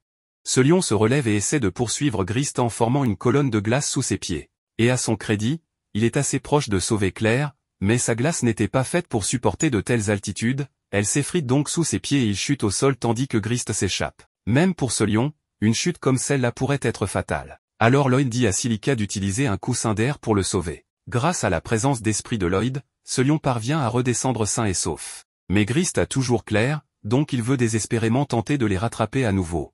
Cependant, Lloyd l'arrête parce que le dirigeable est déjà à son altitude de croisière, et il n'y a aucun moyen pour ce lion de le rattraper maintenant. Il vaut donc mieux laisser Lloyd s'en charger. Ce lion est offensé par l'idée que Lloyd pense pouvoir faire un meilleur travail que lui pour sauver Claire. Les autres rappellent alors à ce lion qu'il vient d'essayer et d'échouer à sauver Claire, donc pratiquement n'importe qui pourrait obtenir un meilleur résultat que lui. De plus, sans les instructions rapides de Lloyd à l'instant, il se serait probablement écrasé sur le béton, alors il pourrait au moins placer un peu de confiance en Lloyd. Ce lion réalise qu'il n'a pas beaucoup d'options à ce stade, il accepte donc de faire confiance à Lloyd tant que celui-ci ne le retient pas. Lloyd remercie ce lion de lui faire confiance et dit qu'il a le plan parfait pour récupérer Claire, mais qu'il va falloir beaucoup de puissance de la part de ce lion pour le réaliser. Pendant ce temps, sur le dirigeable, Grist complimente le comte pour avoir construit un dirigeable aussi spectaculaire. Il se demande pourquoi le comte n'a pas utilisé cette chose pour attaquer dans lors de l'invasion d'Ishtar. Mais le comte dit que ce n'est encore qu'un prototype et que c'est la première fois que le vaisseau vole réellement. Entendre cela rend Grist un peu nerveux, mais le comte l'assure que tout est parfaitement sûr et qu'il n'y a aucun risque de panne moteur soudaine, car il a enfin sécurisé la source d'énergie parfaite, un fragment du corps de l'ancien seigneur démon. Grist est choqué d'entendre cela et demande une explication. Le comte lui raconte donc qu'après la défaite de l'ancien seigneur démon, son corps a été complètement détruit, mais que le comte a réussi à mettre la main sur un fragment qui possédait encore un pouvoir magique. Ainsi, en analysant sa force vitale, le comte a pu extraire une puissance magique quasi infinie. Grist est horrifié d'apprendre tout cela parce que le comte siphonne en gros l'énergie de l'âme de l'ancien seigneur démon. Et en plus, il a l'air si fier de lui. Le comte dit qu'il veut voir beaucoup de choses intéressantes dans ce monde, en particulier la vision de monstres terriblement puissants, et que la simple idée de les avoir tous sous son contrôle l'excite à mort. Grist regarde le comte avec un dégoût total parce qu'il vient de réaliser que ce bâtard est plus fou que lui. Avant que le comte ne puisse dire quoi que ce soit de plus déplacé, une alarme se déclenche. Alors, tous deux regardent les moniteurs et voient Lloyd et les autres approcher. Ils ont réussi à monter jusque-là en utilisant la glace de ce lion combinée à la magie anti-gravité que Lloyd a récemment apprise. Il doit encore régler quelques bugs, car la portée est limitée, mais c'est parfait pour cette situation. Le groupe parvient finalement à monter à bord du vaisseau et exige que Claire soit libérée immédiatement. Alors, Grist se précipite sur le pont supérieur pour aller les affronter. Il est stupéfait par leur persistance, mais il n'a pas l'intention de relâcher Claire de sitôt, et il charge pour attaquer. En une fraction de seconde, Lloyd lance de la magie d'amélioration sur tout le monde en même temps et ils sautent tous pour éviter l'attaque de Grist. Mais quand ce lion tente de riposter, son épée de glace se brise au contact. L'armure de mana de Grist est toujours aussi solide qu'au sol, mais Lloyd a un plan pour y faire face. Ainsi, pendant que Grist est distrait, il lui lance un petit sort. Lloyd donne ensuite le signal pour que tout le monde saute sur Grist. Ils y vont à fond, forçant Grist à utiliser son armure de mana encore et encore. Mais il ne progresse pas beaucoup. Et ce lion finit par être projeté contre un mur. Grist rit du fait que ce lion et les autres pensaient pouvoir le battre avec des attaques aussi faibles. Mais ce lion dit qu'il ne s'attendait pas vraiment à ce que ces attaques traversent le bouclier de Grist. Grist ne comprend pas ce que ce lion veut dire par là, mais ce n'est probablement pas important de toute façon. Il charge donc pour achever ce lion avec un coup de poing de mana condensé. Cependant, Dagas parvient à se placer devant lui pour bloquer l'attaque. Mais alors, quelque chose d'étrange se produit. Le bras de Grist gèle soudainement et se brise en dizaines de morceaux. Grist n'en revient pas de ce qui vient d'arriver, car aucune des attaques de ce lion ne l'a touché, mais ce lion explique qu'il n'a pas été atteint par une attaque ordinaire et que ce qu'on voit là est le résultat d'une grave gelure. Plutôt, Lloyd a utilisé la magie pour lancer un sort qui inhiberait la douleur de Grist afin qu'il ne puisse pas sentir son corps gelé. Et quant à la manière dont ce lion a réussi à geler le corps de Grist au départ, depuis le début du combat, il dégage un flux constant d'énergie froide en direction de Grist. Normalement, il aurait été facile pour Grist de le bloquer avec son armure de mana.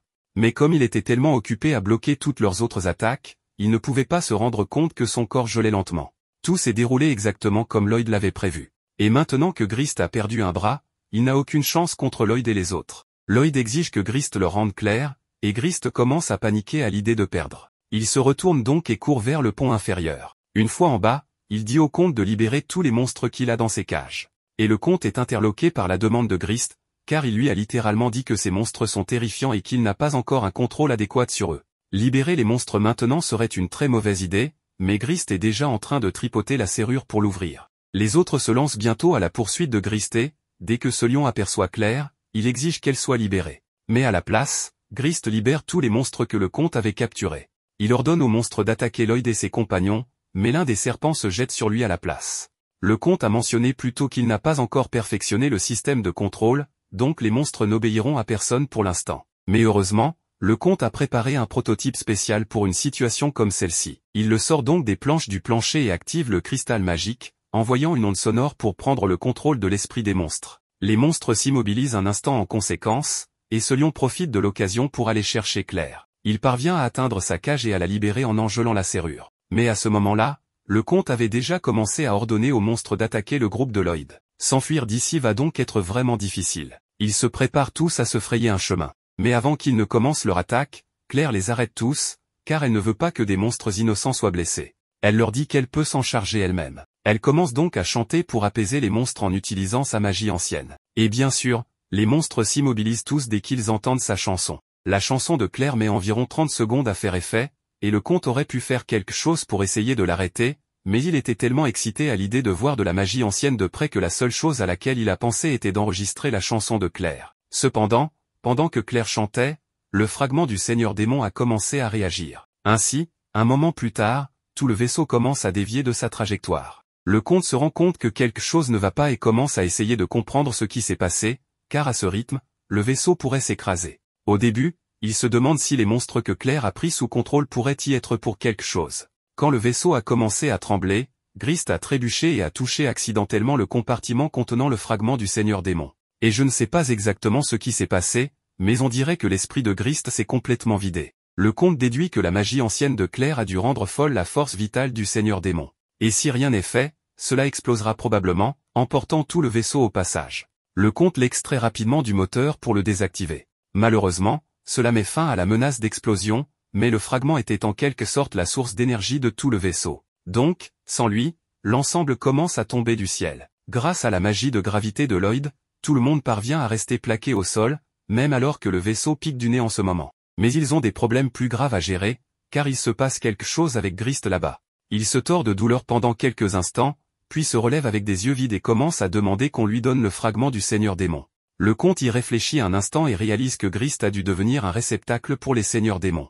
Donc, s'il remet le fragment, quelque chose de vraiment intéressant ne manquera pas de se produire. Il décide de tenter le coup et lance le fragment droit sur la tête de Grist. Et en quelques instants, une sphère d'énergie sombre entoure son corps. Cette énergie commence à attirer tous les monstres de la zone pour absorber leur force vitale. Et à l'intérieur, la sphère du Seigneur Démon se prépare à s'éveiller dans le corps de Grist. Claire tombe à genoux, désespérée, en entendant les cris de dizaines de monstres dont l'énergie est drainée. Et quelques secondes plus tard, la bulle d'énergie se dissipe dans un éclair de lumière, révélant une abomination formée de la combinaison de Grist et de tous les autres monstres. Lloyd reconnaît la créature comme une chimère parce qu'il en avait lu dans l'un des livres de Merlin il y a quelque temps, et c'est essentiellement un monstre qui possède plusieurs vies au sein du même corps. Claire a le cœur brisé de voir tous ces monstres innocents réduits à une forme aussi grotesque. Mais le comte est ravi, car c'est bien mieux que tout ce qu'il aurait pu imaginer. Cependant, il a fini par s'approcher un peu trop. Le monstre l'attaque alors et lui tranche le corps en deux d'un seul coup. Mais même à l'agonie, la seule chose à laquelle le comte pense est à quel point cette créature est fascinante. Le comte meurt un instant plus tard. Mais Lloyd et les autres sont stupéfaits qu'il ait pu mourir en souriant dans une situation pareille.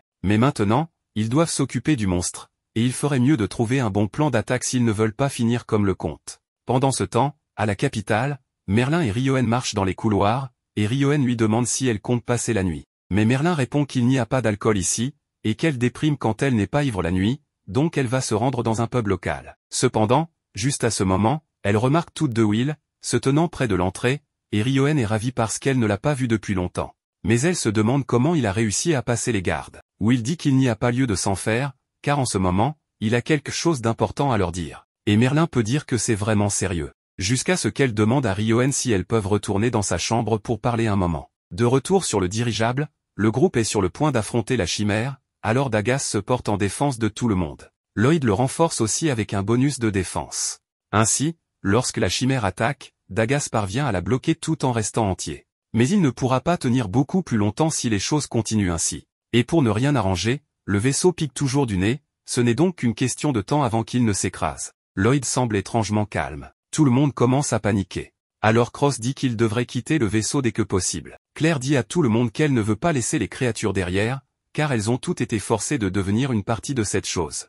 Mais ce lion lui dit qu'il est trop tard pour les sauver. Ils commencent tous à se diriger vers la sortie, mais avant de pouvoir partir, la chimère leur barre la route. Ils sont donc coincés ici. Ce lion perd patience, il crée une épée de glace et est sur le point d'abattre cette chose, mais Claire l'arrête parce qu'elle ne veut pas la blesser. Les autres comprennent que Claire se soucie des monstres innocents, mais bon sang, Claire, c'est une question de vie ou de mort. Ils doivent donc neutraliser cette chose au plus vite. Iwi et Cross essaient tous deux de frapper avec leurs meilleures attaques, mais rien ne semble fonctionner, et ils n'ont plus que quelques minutes avant que le vaisseau ne touche le sol. Donc, les choses ne s'annoncent pas bien pour eux.